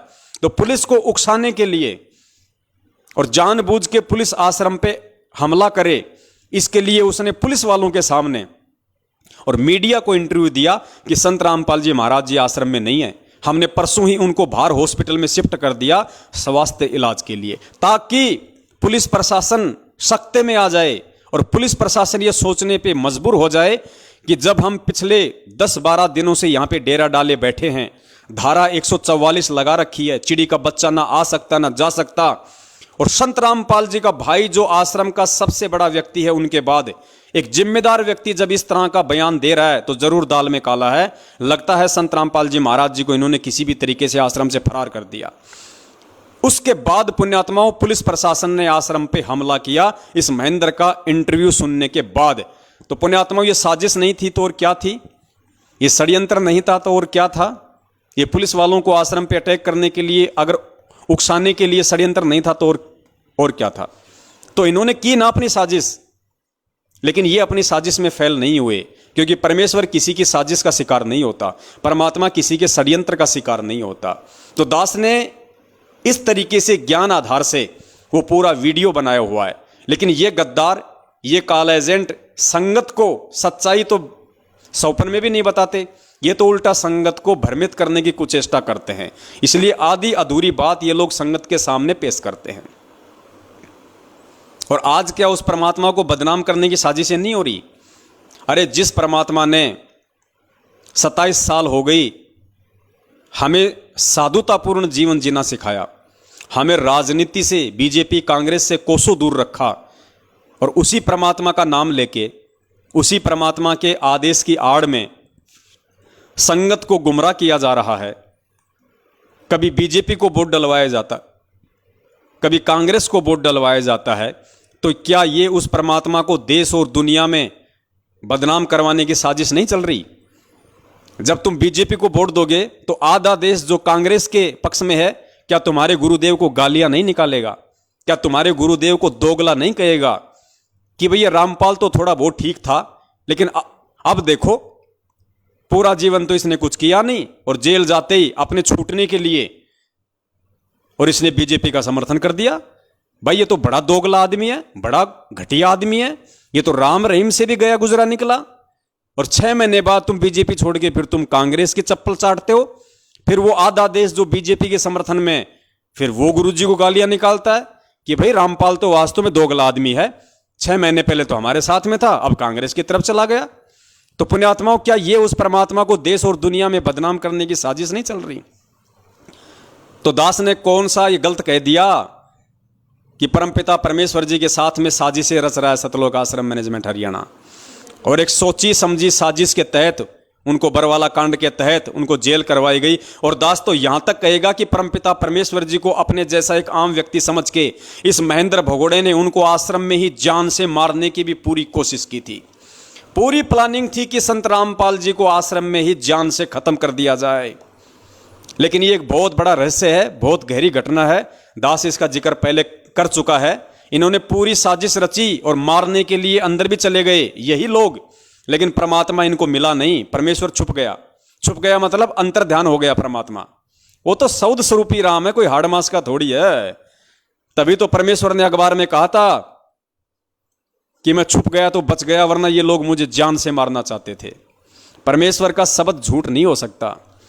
इन लोगों ने पूरी मारने की कोशिश की थी। और ये दास उस समय वहीं था बरवाला आश्रम में। दास 20 दिन तक वहीं था। बरवाला कांड से 5-10 दिन पहले चला गया था और बरवाला कांड के दूसरे दिन दास वहां से आया है। आश्रम में ये अफवाह फैला दी गई थी इन काल एजेंटों के द्वारा कि गुरुजी तो 5 तत्व का शरीर छोड़ के सतलोक चले गए। पूरी संगत बेचारी रो रही थी कि भाई गुरुजी ने शरीर छोड़ दिया, गुरुजी ने शरीर छोड़ दिया। मतलब इनकी प्लानिंग थी इनकी, पहले इन्होंने अफवाह उड़ाई कि गुरुजी अपना 5 तत्व का शरीर छोड़ के सतलोक चले गए ताकि वो इल्जाम हरियाणा पुलिस प्रशासन पे आ जाए। और फिर इन्होंने गुरुजी को जान से मारने के लिए अपने जैसा इंसान समझ के, अपने जैसा एक व्यक्ति समझ के, एक साधारण मानव समझ के फिर ये लोग गुरुदेव को अंदर जान से मारने के लिए गए। लेकिन परमात्मा अंतर्ध्यान हो गए। इन्होंने ढूंढा लेकिन परमेश्वर नहीं मिला इनको। फिर इन्होंने कहा कि गुरुजी तो अपना 5 तत्वों का शरीर छोड़ के सतलोक चले गए। मतलब फिर इन्होंने सोचा कि अब क्या करें, अब तो कोई चारा नहीं है अपने पास में। तो ऐसे घटिया, ऐसे निकम्मे लोग हैं पुण्यात्माओं ये, और इन लोगों की तो शकल देखना भी महापाप है और तुम इनके ऊपर फिदा हो रहे हो। ऐसे लोगों के विषय में परमात्मा कहते हैं कि पापी प्रभात ना भेटो। पापी यानी दुष्ट प्रवृत्ति का लोग, उसको तो सुबह सुबह, प्रभात यानी सुबह का समय, कि ऐसे लोगों की तो सुबह सुबह दर्शन भी नहीं होने चाहिए। पापी प्रभात ना भेटो, मुख देखे पाप लगे जिसका, और 9 मास गर्भ त्रास दई, धिक्कार जन्म उसकी मां का। और अब आपको बताते हैं पुण्यात्माओं, इस पवन दास ने तो चलो फिर भी ज्ञान आधार से ये बातें कही कि परमपिता परमेश्वर के प्रति साजिशें रची इन लोगों ने। और ये कहते हैं कि पवन दास कह रहा है, मतलब मेरे ऊपर दोषारोपण लगा रहे हैं ये लोग कि देखो ये पवन दास कह रहा है कि गुरु जी को षड्यंत्र के तहत फंसा दिया गया, जबकि वो परमात्मा है। अरे पवन दास नहीं कह रहा, गधो, तुम्हारे में से जो बड़े गधे हैं, जो मैनेजमेंट के मुख्य जो सांड हैं, जो गेंडे हैं, वो कह रहे हैं। तो जरा उनके ऊपर भी वीडियो बनाओ। अगर तुम्हारी माँ ने तुम्हारे को दूध पिलाया है और अगर तुम एक बाप की औलाद हो, जिस भी व्यक्ति ने ये वीडियो बनाया है सतलोक आश्रम मैनेजमेंट हरियाणा वाले ने, अगर वो एक बाप की औलाद है और यदि मुझ पवन दास के ऊपर उसने वीडियो बनाने की हिम्मत की है, तो मध्य प्रदेश के स्टेट कोऑर्डिनेटर गेंडा स्वामी लठबाज विष्णु साहू के ऊपर भी वीडियो बनाओ, उस तेली के ऊपर भी वीडियो बनाओ। क्योंकि अब जो आप आगे सुनेंगे मीडिया को इंटरव्यू देते हुए, वो विष्णु तेली खुद कह रहा है कि हरियाणा सरकार ने हमारे गुरुजी को एक सोची समझी षड्यंत्र के तहत जेल में डाल दिया। सुनो इनके गेंडा स्वामी का इंटरव्यू, मध्य प्रदेश के स्टेट कोऑर्डिनेटर विष्णु साहू का। और पुण्यात्माओं फिर सवाल करना इन लोगों से जिन्होंने ये वीडियो देखा है कि भैया तुम तो पवन दास पे आरोप लगा रहे थे, उसने तो ज्ञान आधार से इस बात का स्पष्टीकरण दे दिया है, लेकिन ये जो तुम्हारा जो ये गेंडा स्वामी है, अब इसका क्या जवाब है? अब इसकी शिकायत नहीं लगाओगे? अब ये गुरुद्रोही नहीं होगा? सुनिए इस गेंडा स्वामी का इंटरव्यू। रामपाल जी महाराज ही करा सकते हैं और वही बंदी छोड़ हैं, इसलिए हम सभी भगत उनका बंदी छोड़ सदगुरु रामपाल जी महाराज के नाम से जयकारा लगाते हैं। दूसरी तरफ ये गुरुद्रोही कह रहे हैं कि सदगुरुदेव जी को षड्यंत्र के तहत फंसा दिया गया। सतगुरुदेव जी को षड्यंत्र के तहत फंसा दिया गया। सुनिए विष्णु साहू का इंटरव्यू। और हमारे साथ भी ऐसा ही हुआ है। हमारे गुरुजी ने यहाँ पर सबको बोला था, जितने भी संत महंत आचार्य है देश के अंदर विदेश के अंदर, सबको बोला कि आओ, अगर आप परमात्मा का कोई भी जानते हो तो मुझसे ज्ञान चर्चा करो। हमारे साथ खुलासा किया, शास्त्र में बताया कि देखो यहाँ पर परमात्मा ऐसे मिलेगा, इस विधि से मिलेगा, और आप लोग जो कर रहे हो गलत साधना कर रहे हो, आओ मुझसे शास्त्र करो। कोई भी गुरु जी शास्त्र करने को तैयार नहीं हुआ और उनकी दुकान बंद होते नजर आने लगी। सारे जितने भी संत महंत के अनुयायी थे वो उनको छोड़ हमारे गुरु से नाम दीक्षा लेने लगे। तो उन्होंने एक षड्यंत्र बनाकर एक सोची समझी साजिश के तहत हरियाणा सरकार के साथ मिलकर हमारे गुरु जी को षड्यंत्र के तहत जेल में डाल दिया गया। मगर एक बार फिर से सुनना पुण्यात्माओं, विष्णु साहू कह रहा है कि हमारे गुरुजी को इन नकली संतों ने हरियाणा सरकार के साथ मिलकर एक सोची समझी साजिश के तहत, एक षड्यंत्र के तहत जेल में डाल दिया गया। ध्यान से सुनना। फिर भी हम बोले कि परमात्मा है, परमात्मा में लीला करते हैं, और हम ये आपको गारंटी के साथ बोल सकते हैं कि हमारे सदगुरु जी आने वाले 5 से 6 महीने में जेल से बाहर आ जाएंगे और न्याय तो दास अपनी घर मुझसे शासन कर। कोई भी गुरु जी शासन करने को तैयार नहीं हुआ और उनकी दुकान बंद होते नजर आने लगी।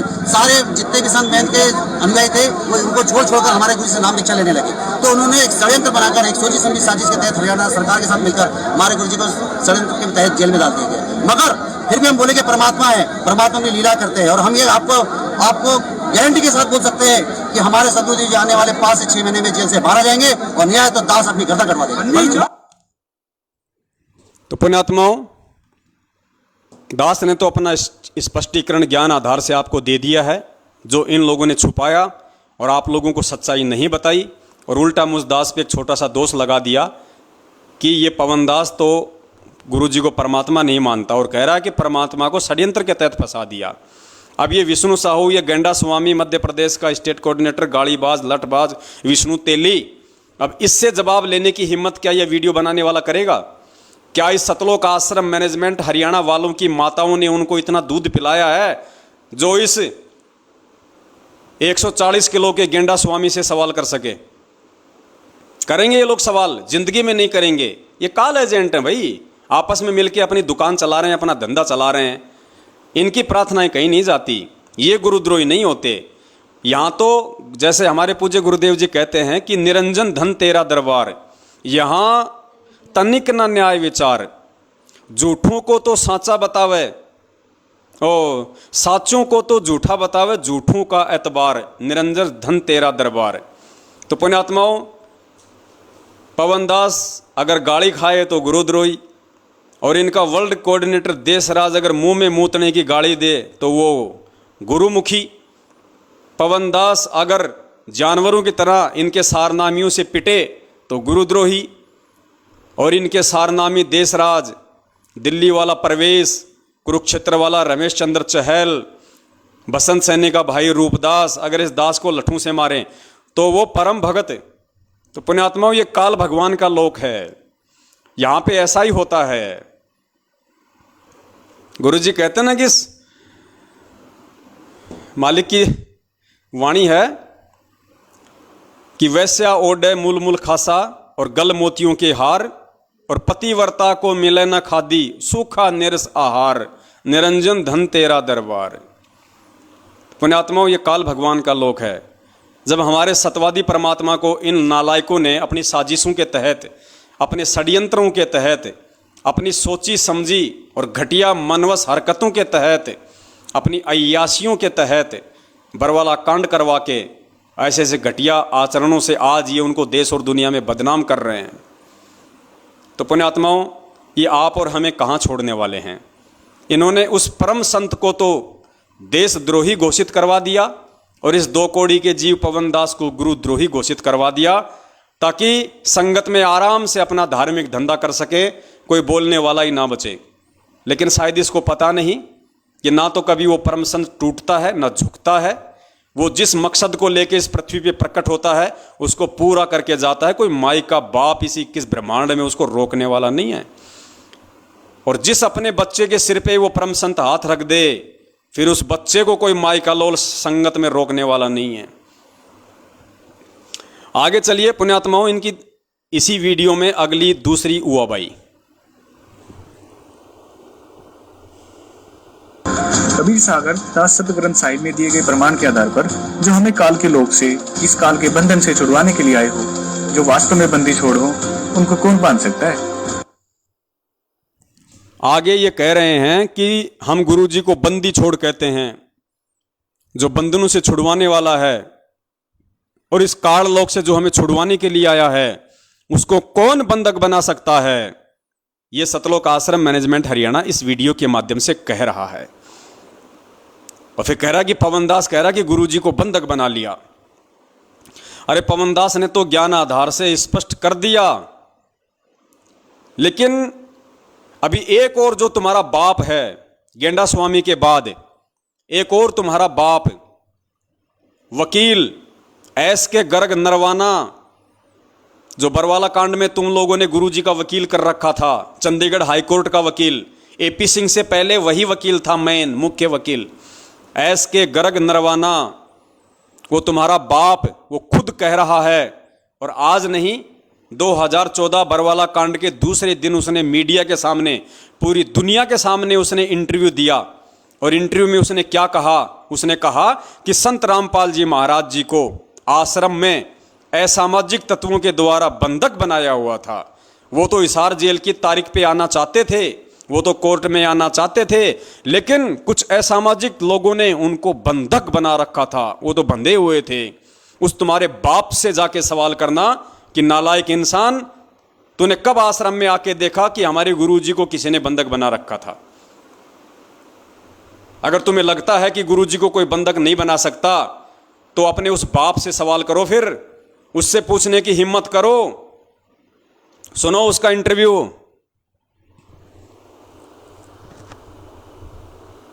रामपाल को आज पंजाब हरियाणा हाई कोर्ट में पेश किया गया और हमारे साथ संत रामपाल के वकील हैं जी। निर्वाणा जी, आज क्या हुआ है हाई कोर्ट में आपकी तरफ? आज संत रामपाल जी खुद पर्सनली कोर्ट में पेश हुए हैं और उनको पुलिस ने पेश किया है।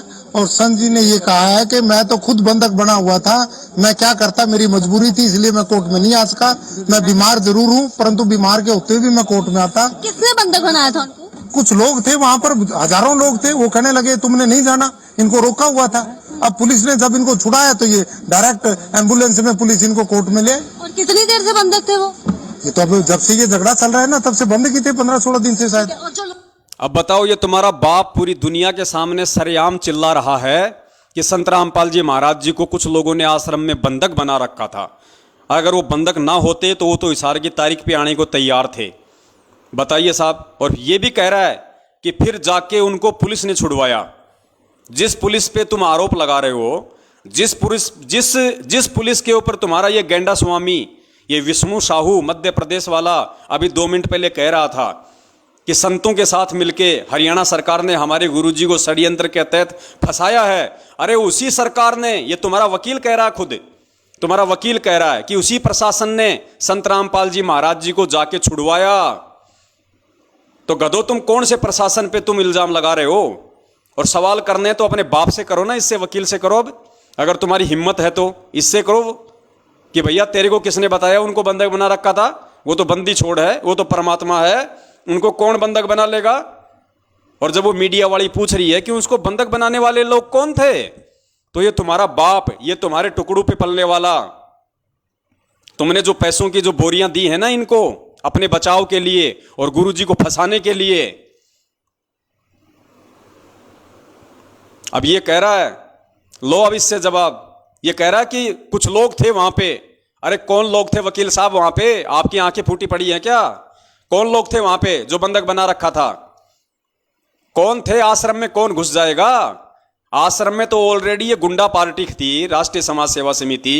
इतने बड़े गुंडे ऑलरेडी आश्रम में थे। इन गुंडों के रहते रहते, और बताओ बाहर से कौन आदमी, किसकी हिम्मत होगी जो जाके संत रामपाल जी को बंधक बना लेगा? इन गुंडों के रहते सहते। लेकिन ये वकील साहब नाम लेने से डर रहे हैं। क्यों? क्योंकि वकील साहब की चारों जेब इन्होंने पहले ही नोटों से भर दी। अरे वकील किसने किया? सतलोक आश्रम मैनेजमेंट हरियाणा ने। तो वकील भाई साहब किसकी भाषा बोलेगा? वकील किसका बचाव करेगा? अगर ये वकील अगर सही होता, अगर ये वकील ही सही होते, ये मैनेजमेंट ही अगर सही होता तो बरवाला कांड नहीं होता। और अगर ये वकील सही होते तो ये नालायक इतनी बड़ी झूठ नहीं बोलते। ये सीधा सीधा बोलते कि साहब संत रामपाल जी महाराज जी का कोई दोष नहीं है, उन्होंने किसी प्रकार से कोई ना कोई भीड़ जमा की है, ना किसी को कमांडो बनाया है। आश्रम में राष्ट्रीय समाज सेवा समिति नाम का एक संगठन था जिन्होंने मनमानी हरकतें करके संत जी को इशारे की तारीखों पर जाने से रोका, उनको बंधक बनाया। और जिसके बावजूद ये पुलिस का और भक्तों का झगड़ा हुआ जिसमें 5 भक्तों की मौत हुई, जिसका जिम्मेदार संत रामपाल जी महाराज नहीं बल्कि राष्ट्रीय समाज सेवा समिति नाम का गैर जिम्मेदार संगठन है। यह है असली दोषी। इन दोषियों को पकड़ा जाए, इन भगोड़ों को पकड़ा जाए जिनमें उनका भाई मुख्य है। अगर यह बात वो वकील अगर कोर्ट में बोलता तो कब से परमात्मा बाहर होते, आज कब से परमेश्वर बाहर होते। लेकिन ये क्यों बोलेगा भाई? वकील का काम तो पैसे खाने का होता है ना, ये तो इसका धंधा है। अरे डॉक्टर कभी चाहेगा कि दुनिया स्वस्थ हो जाए और वकील कभी चाहेगा कि दुनिया के मुकदमे जो है सुलझ जाएं। वकील तो खाता ही पैसा इन मुकदमों के पीछे, तारीखों पे तारीखें दिलवा के, तारीखों पे तारीखें दिलवा के, उल्टे सीधे बयानबाजी करके मुकदमों को लंबा खींच के। यही तो कर रहे हैं पिछले 7 साल से ये वकील। ये वकील ही अगर ढंग होते, वकील ही अगर इस सच्चे होते तो केस का कब का फैसला हो जाता। तो पुण्यात्माओं, ये बहुत बड़ी साजिश, ये बहुत बड़ा षड्यंत्र इन काल एजेंटों के द्वारा बरवाला कांड से पहले ही सोच समझ के पूरा तैयार कर लिया गया था। तो भाई अब इन वकीलों से करो सवाल कि बंदी छोड़ को बंधक किसने बना रखा था। ये पूरी दुनिया के सामने कह रहा है, इससे करो सवाल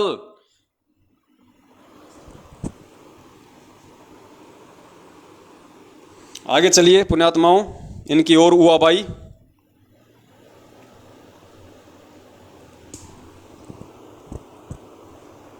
वास्तव में ये काल के दूत हैं। यह बात हमें सदगुरुदेव जी ऑडियो के माध्यम से बता चुके हैं और इनको गुरुद्रोही घोषित कर चुके हैं। लेकिन ये गुरुद्रोही यह बात स्वीकार करने को तैयार ही नहीं है कि यह आवाज संत रामपाल जी महाराज की ही है।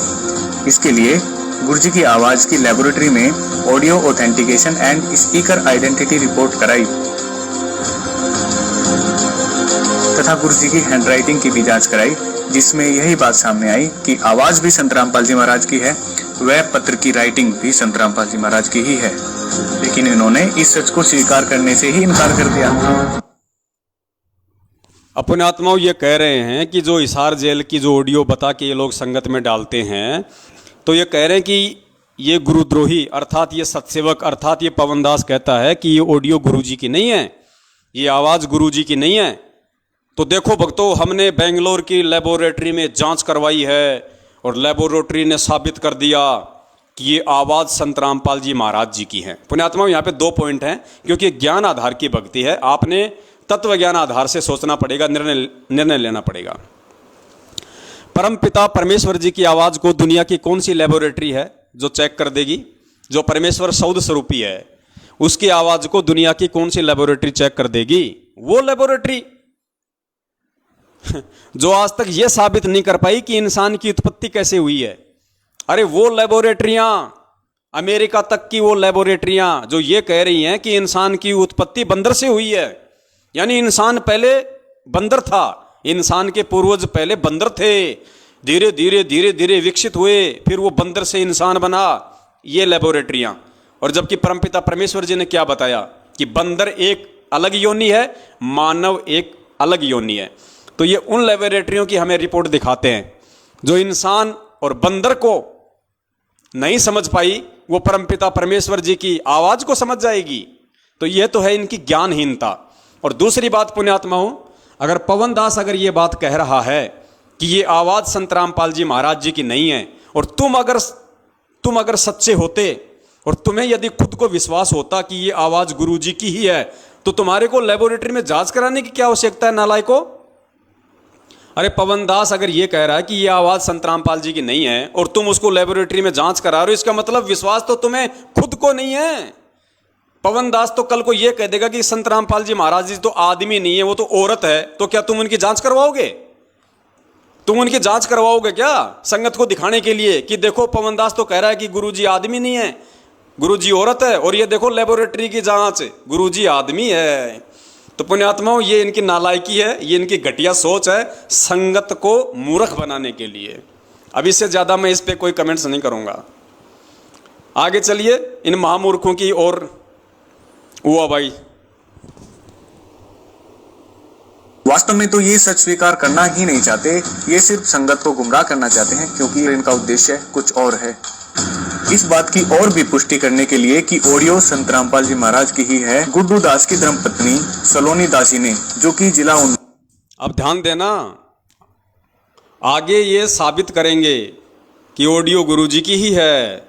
उसके लिए ये कहते हैं कि हमने आरटीआई लगवाई जेल में, और आरटीआई लगाने वाला कौन? इनका एक चमचा, उत्तर प्रदेश के उन्नाव जिले का कोऑर्डिनेटर गुड्डू दास। और गुड्डू दास की धर्मपत्नी ने, ये वीडियो में पता नहीं आपको साफ दिखाई देगा या नहीं देगा, गुड्डू दास की धर्मपत्नी ने आरटीआई लगाई ऑडियो के लिए, और ऑडियो का जवाब, उसका आरटीआई का जवाब क्या आया? पुण्यात्माओं, आपने छोटी छोटी चीज़ों को समझना पड़ेगा। अब दास आपको दिखाएगा, पहले आप ये सुनना पूरा। गुड्डू दास की धर्मपत्नी सलोनी दासी ने, जो कि जिला उन्नाव उत्तर प्रदेश की रहने वाली है, सलोनी दासी ने right to information act 2005 under the section 6(1) के तहत जानकारी प्राप्त की, जिसमें जानकारी कुछ इस तरह से मांगी गई और जवाब जिसमें जानकारी कुछ इस तरह से मांगी गई। अर्थात ये जो सलोनी दासी है, गुड्डू दास की पत्नी, इसने आरटीआई से जो सवाल किए थे, वो सवाल क्या थे? सवालों पे गौर करना आप। जो जानकारी मांगी गई वो कुछ इस प्रकार थी। किस प्रकार थी? ध्यान से सुनना। जानकारी कुछ इस तरह से मांगी गई और जवाब इस तरह से आए। पहला सवाल था कि क्या संत रामपाल जी महाराज को जेल नियमानुसार घर वालों से फोन पर बात करने की अनुमति है? पहला सवाल क्या था? क्या संत रामपाल जी महाराज को जेल से घर वालों से बातचीत करने की अनुमति है? ये नहीं लगाई, ये नहीं पूछा कि क्या संत रामपाल जी महाराज हिसार जेल से अपने घर वालों से बात करते हैं या नहीं, ये नहीं पूछा। क्या पूछा? क्या संत रामपाल जी महाराज जी को जेल से अपने घर वालों से बात करने की अनुमति है? तो अनुमति है या नहीं है, उसका जवाब आगे से आया कि अनुमति है। ध्यान से सुनना इनका सवाल पुण्यात्माओं, कैसे मूर्ख बनाते हैं ये लोग आपको। अगर ऑडियो हिसार जेल से आ रही है या गुरुजी की है तो इनको ये पूछना चाहिए था, क्या संत रामपाल जी महाराज जी हिसार जेल से अपने घर वालों से बात करते हैं? सवाल तो ये करना चाहिए था, लेकिन सवाल क्या किया इन्होंने? क्या संत रामपाल जी को हिसार जेल से अपने घर वालों से बातचीत करने की अनुमति है? तो उन्होंने बोल दिया हाँ साहब अनुमति है। कि क्या संत रामपाल जी महाराज को जेल नियमानुसार घर वालों से फोन पर बात करने की अनुमति है? जवाब आया हाँ। दूसरा सवाल था, अगर है तो कितने मिनट की अनुमति है? दूसरा सवाल क्या है? अगर अनुमति है तो कितने मिनट की है, मतलब जानकारी ली जा रही है। ये नहीं पूछा जा रहा कि कितने मिनट बात करते हैं, ये नहीं पूछा कि कितनी मिनट बात करते हैं, ये पूछा कि कितनी मिनट बात करने की इजाजत है। तो वो तो कहेंगे भैया 5 मिनट की है इजाजत। सुनो, जवाब आया हाँ। दूसरा सवाल था, अगर है तो कितने मिनट की अनुमति है? जवाब आया 5 मिनट। तीसरा और आखिरी सवाल था कि महीने में कितने दिन बात करने की अनुमति है? तीसरा सवाल क्या किया कि महीने में उनको बात करने की कितने दिन की अनुमति है। ये नहीं पूछा कि वो महीने में कितने दिन बात करते हैं। अगर ये पूछ लेते तो असली जवाब आ जाता। वो कहते थे भैया कोई बातचीत नहीं होती है, कोई किसी प्रकार का उनका फोन वगैरह नहीं होता। लेकिन इन्होंने संगत को मूर्ख बनाने के लिए सवाल ही उस तरीके से पूछे हैं कि संगत के दिमाग में ये बात आएगी नहीं। अरे संगत के दिमाग में बात नहीं आएगी तो क्या परमात्मा के बच्चे भी संगत की तरह अंधे हैं? परमेश्वर ने किस लिए खड़ा किया हुआ है? तुम्हारे पाखंडों की, तुम्हारे षड्यंत्रों की पोल खोलने के लिए तो खड़ा किया हुआ है।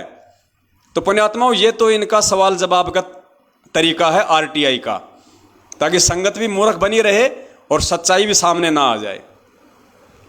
5 मिनट। तीसरा और आखिरी सवाल था कि महीने में कितने दिन बात करने की अनुमति है?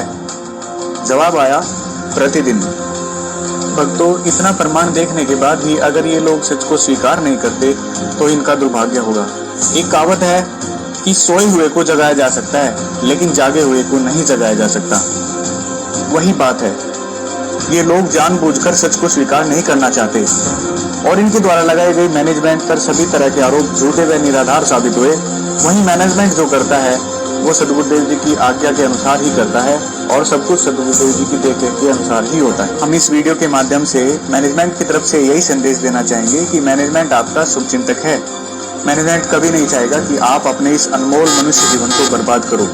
आप बहुत गलत दिशा में जा रहे हो, वहाँ से वापस आइए, सद्गुरुदेव जी से माफी मांग लीजिए तो बात बन सकती है, नहीं तो दूसरा कोई रास्ता ही नहीं है। शिष्य का कर्तव्य होता है कि हर हाल में सद्गुरुदेव जी के आदेश का पालन करें।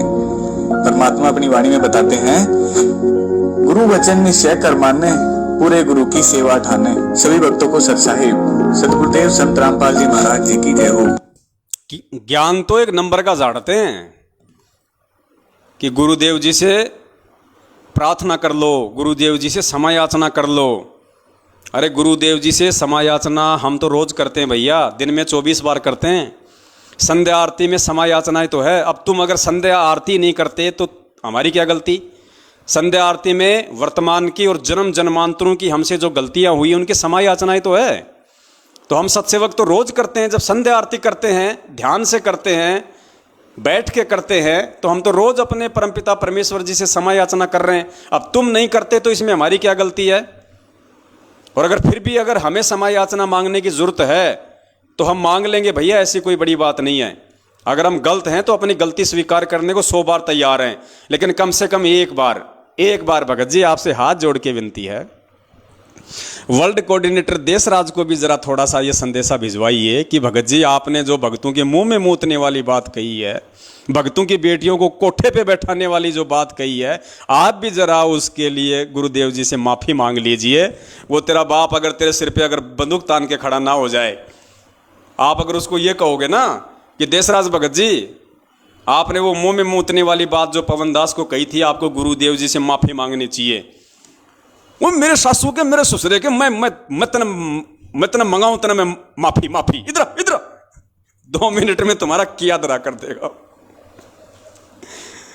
उसके बाद में सुरेश दास धनाने वाला, गुरुजी के सगे चाचे का लड़का, जिसने मुझ पवन दास को कैसी कैसी माँ की गालियां दी, उससे कहिए थोड़ा सा कि सुरेश भगत जी आपने जो पवन दास को माँ बहन की गालियां दी है, आप उसके लिए थोड़ा गुरुजी से क्षमा याचना कर लीजिए।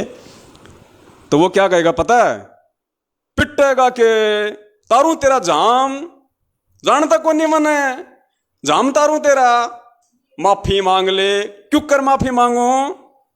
तो उसके बाद में पुण्यात्माओं और कौन कौन है महापुरुष? हाँ, गेंडा स्वामी मध्य प्रदेश का स्टेट कोऑर्डिनेटर, 125 किलो वजनी, उसको कहिए कि विष्णु भगत जी आपने जो सन 2016 में जब पवन दास वहाँ पे लोगों को सच्चाई बताने के लिए गया और आप अपनी पूरी गुंडा टीम को लेके उसके ऊपर धावा बोल देते हैं, उसको लठों से मारते हैं, आप गुरुजी से क्षमा याचना कर लीजिए। तो वो क्या कहेगा? वो क्या कहेगा फिर? वो तो उसके सामने जाएगा तभी पता चलेगा वो क्या कहेगा। वो 5.5 किलो का हाथ जब तेरे ऊपर पड़ेगा ना मेरी तरह, जब तेरे समझ में आएगा उसको माफी मांगने के लिए बोलना चाहिए था कि नहीं बोलना चाहिए था। और एक वो अमित महेंद्र भगोड़े का सुपुत्र जो पवन दास को माँ बहन की गालियां देता है, उसको बोलो कि अमित भगत जी आप भी जरा गुरुजी से माफी मांग लो। वो कहेगा मेरी सासू के तेरी नाशान तोड़ूंगा, मेरी सासू के तेरी नाशान तोड़ूंगा। तब आपको पता चलेगा भगत जी माफी मांगना क्या होता है। और सत्सेवकों को चाहे गाड़ी निकाल दो, चाहे सत्सेवकों के तुम चाहे लठ मार दो, चाहे सत्सेवकों को कुछ भी बोल दो, बेचारे सुन लेते हैं, गाय हैं बेचारे परमात्मा की। क्या करें भाई, हमें परमेश्वर ने बांध रखा है अपने ज्ञान रूपी जंजीरों में। लेकिन ये तो खुले सांड हैं, इनको बोल के देखना कभी। और भी बहुत सारे लोग हैं, कितनों के नाम गिनाएं। तो पुण्यात्माओं, और एक वो झांसी की रानी, जोधपुर की रानी, राजस्थान के स्टेट कोऑर्डिनेटर प्रकाश माली की धर्मपत्नी अनु देवी, उसको भी बोलो कि बहन जी आपने जो 450 किलोमीटर दूर जो मुकेश भगत जी जयपुर वाले बैठे हुए थे और आपसे बात कर रहे थे और आप सारनाम प्राप्त करके अपने भाई के ऊपर ये झूठा इल्ज़ाम लगा रही है कि मैं पुलिस में तेरी कंप्लेंट कर दूंगी कि तू मुझे घर पे आके छेड़ता है, पड़ोसियों से मैं तेरी गवाही दिलवा दूंगी। तो बहन जी आप भी गुरुजी से क्षमा याचना कर लो। वो क्या कहेगी? हैं? वो क्या कहेगी? सुन ले, एक बार बोलती हूं, दोबारा मैं बोलती नहीं, और अब की बार अगर मैंने फोन किया तो ध्यान रखना, पुलिस में कंप्लेंट कर दूंगी कि ये मेरे को घर पे आके छेड़ता है, और मोहल्ले वालों से गवाही और दिलवा दूंगी। ना घर के रहोगे ना गांठ के धोबी के कुत्ते बना के छोड़ देगी वो। तो पहले इनसे कोशिश करो भाई, जरा इनसे बोलो पहले। ये तो बहुत बड़े बड़े महापुरुष हैं, तुम्हारी बातों को थोड़ी ना टालेंगे। पहले इनसे कोशिश करो कि ये परमात्मा से माफी मांग लें। ये मांग लेंगे तो फिर हम तो बहुत छोटे से जीव हैं, हम तो फिर इनसे ही माफी मांग लेंगे। गुरुदेव तो बहुत दूर की बात है, हम तो इन महान पुरुषों से और इन महारानियों से ही माफी मांग के अपना काम चला लेंगे। तो पुण्यात्माओं, ये है इन लोगों का घटिया चरित्र, इनका दोगला चरित्र। यानी कहने का मतलब ये है पुण्यात्माओं, ये जो साध संगति का जो प्रोग्राम बंदी छोड़ सतगुरु रामपाल जी महाराज जी के आशीर्वाद से चल रहा है, ये पुण्यात्माओं इसका मकसद एक ही है। वो परमात्मा ये समझाना चाहता है कि नालायकों, अगर तुम मेरे ज्ञान से नहीं समझ पाए, कम से कम तुम मेरे सत्संगों से नहीं समझ पाए, अरे कम से कम इस साध संगति के माध्यम से तुम्हारी आंखों के सामने जो प्रमाण दिखाए जा रहे हैं, जो सबूत दिखाए जा रहे हैं, कम से कम इनसे तो अब तुम समझो। और अब भी नहीं समझोगे तो क्या होगा फिर? 84 लाख योनियां हैं, फिर ना कोई समझने लायक रहोगे और ना तुम्हें कोई समझाने वाला रहेगा। ऐसी स्थिति में लाके काल भगवान खड़ा कर देगा, ना घर का ना घाट का धोबी का कुत्ता बना के छोड़ देगा। तो पुण्यात्माओं, ये बहुत ही गहन चिंतन की बातें हैं और परमेश्वर ने एक बहुत ही अच्छा मौका दिया है भगत समाज को अपनी गलतियां सुधार करने का। अगर कोई गलतियां भी कर चुका है तो भी अब आज उसके पास में समय है, जब तक परमात्मा धरती पे है तब तक उसके पास में समय है कि वो परमेश्वर से क्षमा याचना मांग ले, परमेश्वर से माफ़ी मांग ले और अपनी जो क्रिया हैं उनको सुधार ले, अपने चरित्र में, अपने आचरण में, अपने व्यवहार में वो तब्दीली लेके आए और एक सभ्य भगत होकर उस परमपिता परमेश्वर को दिखाए, ताकि वो परमात्मा खुश हो, वो प्रसन्न हो और तुम्हें जाते जाते भक्ति का आशीर्वाद दे के चला जाए। तो पुण्यात्माओं, आज आपने और देखा अच्छे से कि जिस परमेश्वर के अतिरिक्त अन्य किसी को भोग नहीं लगाया जाता है, उस परमेश्वर को जब उसके बच्चे भोग लगा रहे हैं तो उस परमेश्वर को अपने शरीर का बाप समझने वाले लोग भी नाराज हैं। वो भी नहीं चाहते कि कोई हमारे बाप का भोग लगाए। ऐसे घटिया मानसिकता पुण्यात्माओं, मैं तो ये कहता हूँ जानवर की भी नहीं हो सकती, जबकि वो तो मानव देह में है। और पुण्यात्माओं, ये इतने घटिया थे, ये आज ही नहीं है, ये लोग पहले भी इतने ही घटिया थे, ये लोग पहले भी इतने ही गिरे हुए चरित्र के थे, इन लोगों के पहले भी ऐसे ही मलिन विचार थे।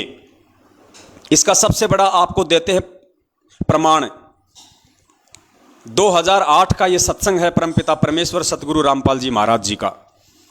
इस 2008 के सत्संग में गुरुदेव जी ने स्पष्ट कहा है, सार्वजनिक तौर पे, किसी दो व्यक्तियों के बीच में नहीं कहा, पूरी संगत को परमात्मा ने आदेशित किया, पूरी संगत को परमेश्वर ने हकीकत बताई कि उनके जो बेटा बेटी हैं उनका कैसा व्यवहार है, उनके कैसा उनका चाल चलन है।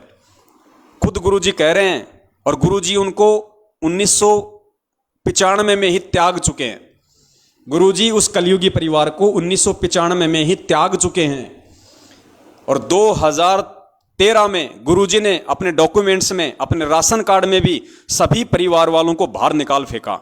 2013 का गुरुजी का जो नया राशन कार्ड था, दास ने व्हाट्सएप पे सभी को डाला हुआ है, जिसमें मात्र एक सतगुरुदेव जी का ही नाम है, बाकी गुरुजी ने सबकी एंट्री हटवा दी। यानी गुरुजी ने अपने से तो छोड़िए, अपने डॉक्यूमेंट से भी उन नालायकों को पहले से ही दूर कर रखा है, उनकी मनवश और घटिया हरकतों को देखते हुए। उसके बावजूद भी गुरुजी ने सत्संग में भी ये बात बोलनी पड़ी, ताकि संगत आगे चल के उनके षड्यंत्रों में ना फंसे, संगत आगे चल के उनको गुरुजी का बेटा बेटी, भाई बंधु, रिश्तेदार या जवाई समझ के उनके झांसे में ना आए और केवल ज्ञान को ही आधार बनाए।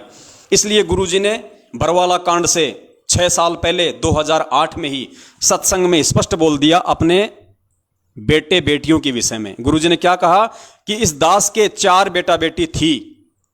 पुण्यात्माओं, होने को तो वो आज भी हैं, होने को तो चारों के चारों आज भी इसी पृथ्वी पे हैं, जिंदा हैं।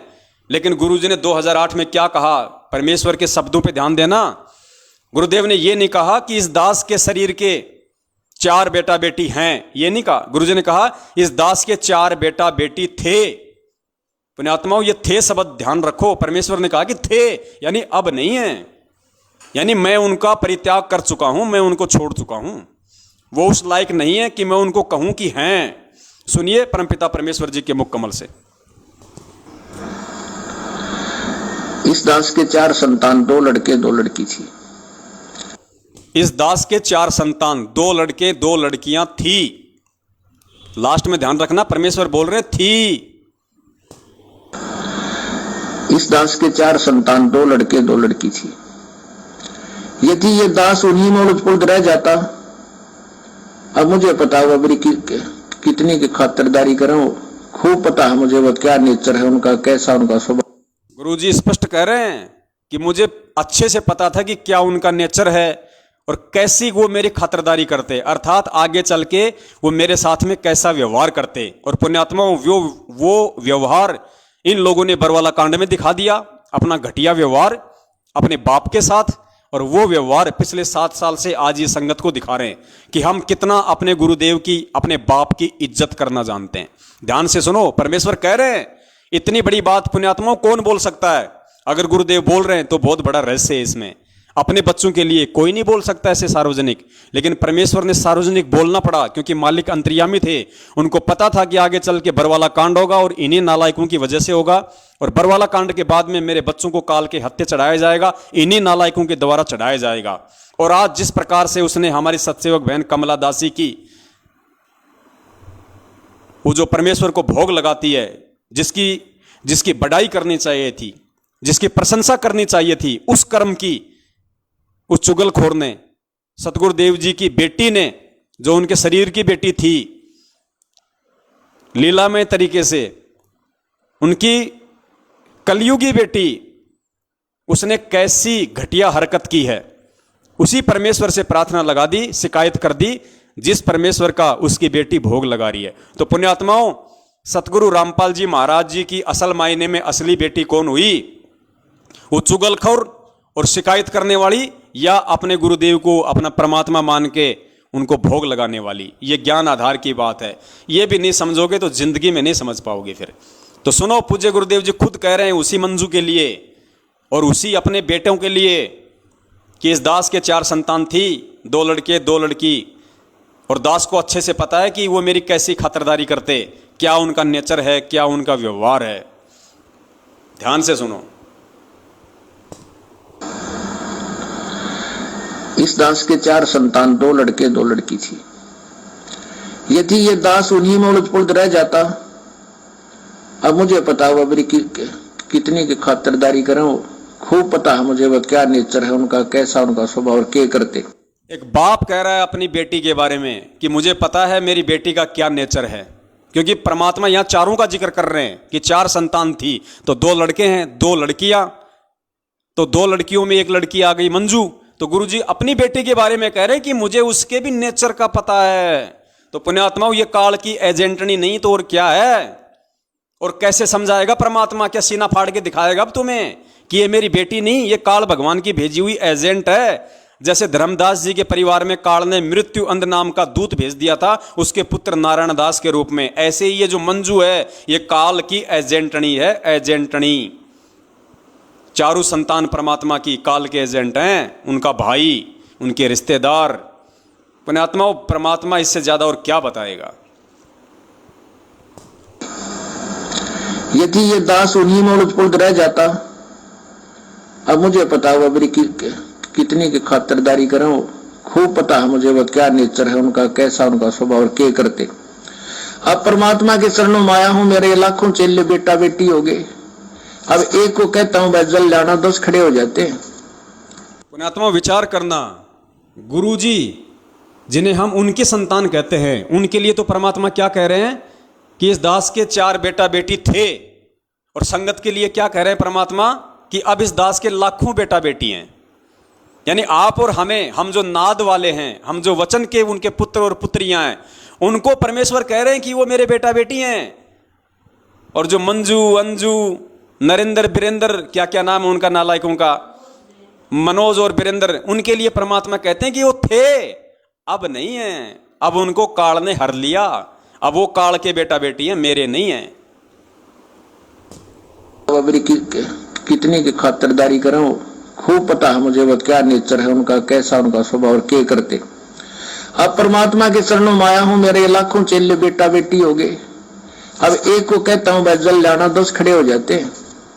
ये क्या कारण है? क्योंकि मैंने परमात्मा की भक्ति का रटना लाई, और उस भक्ति की शक्ति से इन बच्चों में इतनी श्रद्धा बन गई, जब हाथों पर रखूं अपने गुरुदेव को। अब गुरुजी कह रहे हैं कि एक को कहता हूं कि भाई 1 गिलास पानी का लाना, तो गुरुजी कह रहे हैं कि 10 जने लेके खड़े हो जाते हैं। अब पुण्यात्माओं, एक बात बताओ, कल को यदि गुरुजी के अलावा कोई और भगवान होता है यहाँ पे, जिस कबीर जी की आप लोग फोटो का जो प्रकट दिवस मनाते हो, अगर वो कबीर जी भी होते अगर साक्षात, और अपने गुरुजी भी यहाँ पे सत्संग कर रहे हैं, और कल को अगर कोई अपने गुरुजी किसी भगत को कहें या उस कमला बहन को कहें कि बेटी 1 गिलास जरा पानी का पिलाना, और वो बहन अपने पिताजी को एक गिलास पानी का लाके देती है, और कोई इस नालायक को कहे, मंजू को, कि देख रे वो कमला तो गुरुजी को पानी पिला रही है, शिकायत लगाई इसकी कबीर जी से। अब वो तुरंत जाएगी कबीर जी के पास में और कहेगी, भगवान भगवान, हाँ बेटा वो देख भगवान वो गुरुजी को पानी पिला रही है, वो गुरुजी को पानी पिला रही है। और क्या वो भगवान ये कह देगा जो खुद ये कहता है कि गुरु बड़े हैं गोविंद से, यानी गुरु तो मेरे से भी बड़ा है, और जो गुरु की सेवा कर रहा है, जो गुरु को भोग लगा रहा है, जो गुरु को पानी पिला रहा है, जलराम पिला रहा है, क्या वो भगवान ये जवाब दे सकता है कि मेरे को बता उनके नाम क्या है, उनका नंबर नोट कर, मैं उनको गुरुद्रोही डिक्लेयर कर दूंगा? पुण्यात्माओं, कभी हो सकता है ऐसा? अरे जो परमपिता परमेश्वर सतगुरु रामपाल जी महाराज जी, एकमात्र सारी सृष्टि का रचनहार पालनहार, सबका बाप, वो तो सबका बाप तो है ही, वो सब बापों का बाप है वो। और उसको जब उसकी बेटी भोग लगा रही है, अपने बाप को सबसे पहले देसी घी का माल खिला रही है, माल, इनकी तरह डालडा का नहीं खिलाते, देसी घी का माल खिला रही है अपने बाप को, और उसके बाद में खुद खा रही है मस्ती से, और खा खा के लाल हो रही है, और इन चुगलखोरों के गाल पिचक रहे हैं। तो भाई ये शिकायतें करेंगे और क्या करेंगे इससे ज्यादा।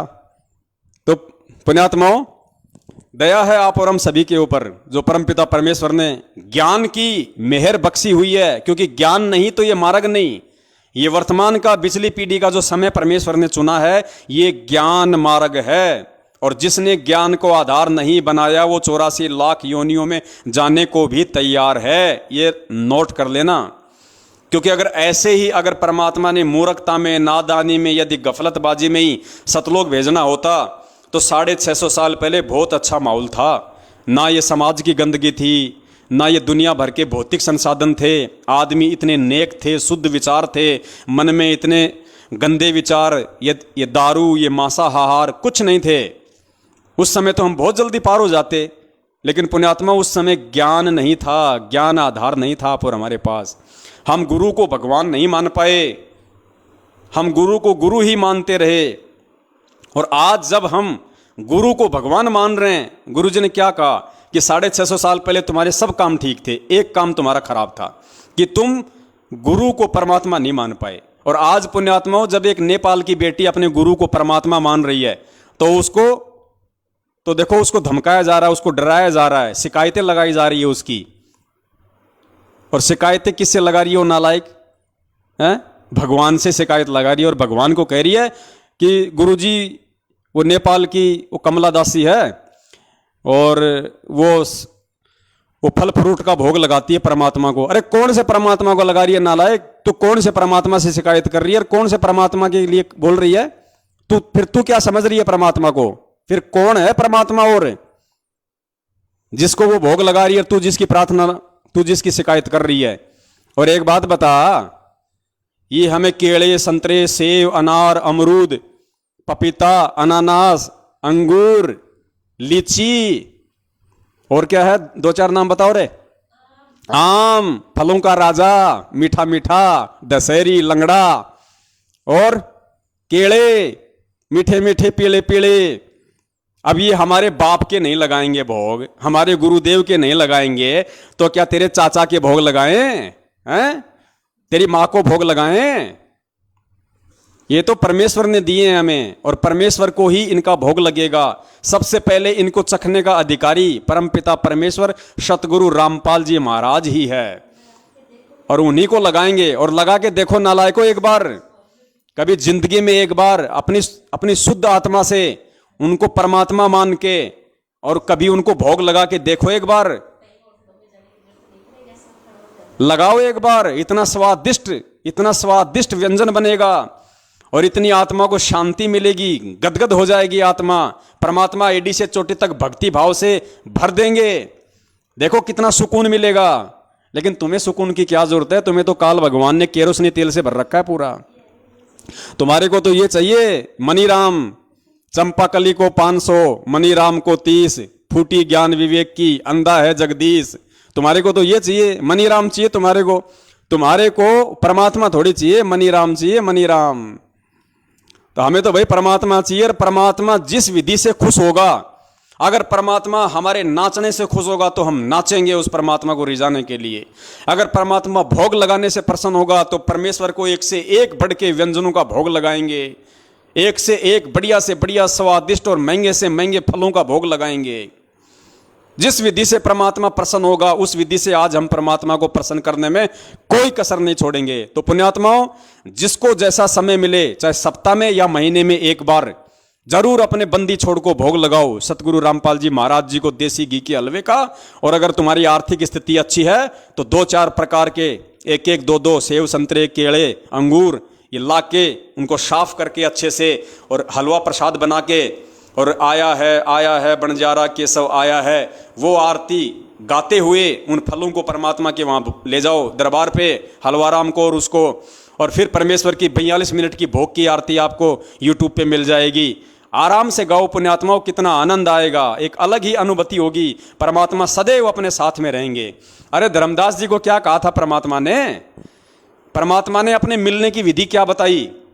परमात्मा ने कहा कि जहां धार्मिक भंडारे होते हैं वहां मैं अवश्य आता हूं। और धार्मिक भंडारे में क्या होगा? भगवान को तो भोग लगेगा। तो पुण्यात्माओं, भगवान को भोग लगाओ। मजबूरन गुरु जी को आना पड़ेगा तुम्हारे पास में, मजबूरन। भगत के वश में है भगवान, भगत के वश में है भगवान। जब तुम भोग ही नहीं लगाओगे तो परमात्मा कहां से आएगा? तो परमेश्वर को 42 मिनट की आरती के साथ में और देसी घी का हलवा बना के परमेश्वर को भोग लगाओ, परमेश्वर को पुकारो आत्मा से।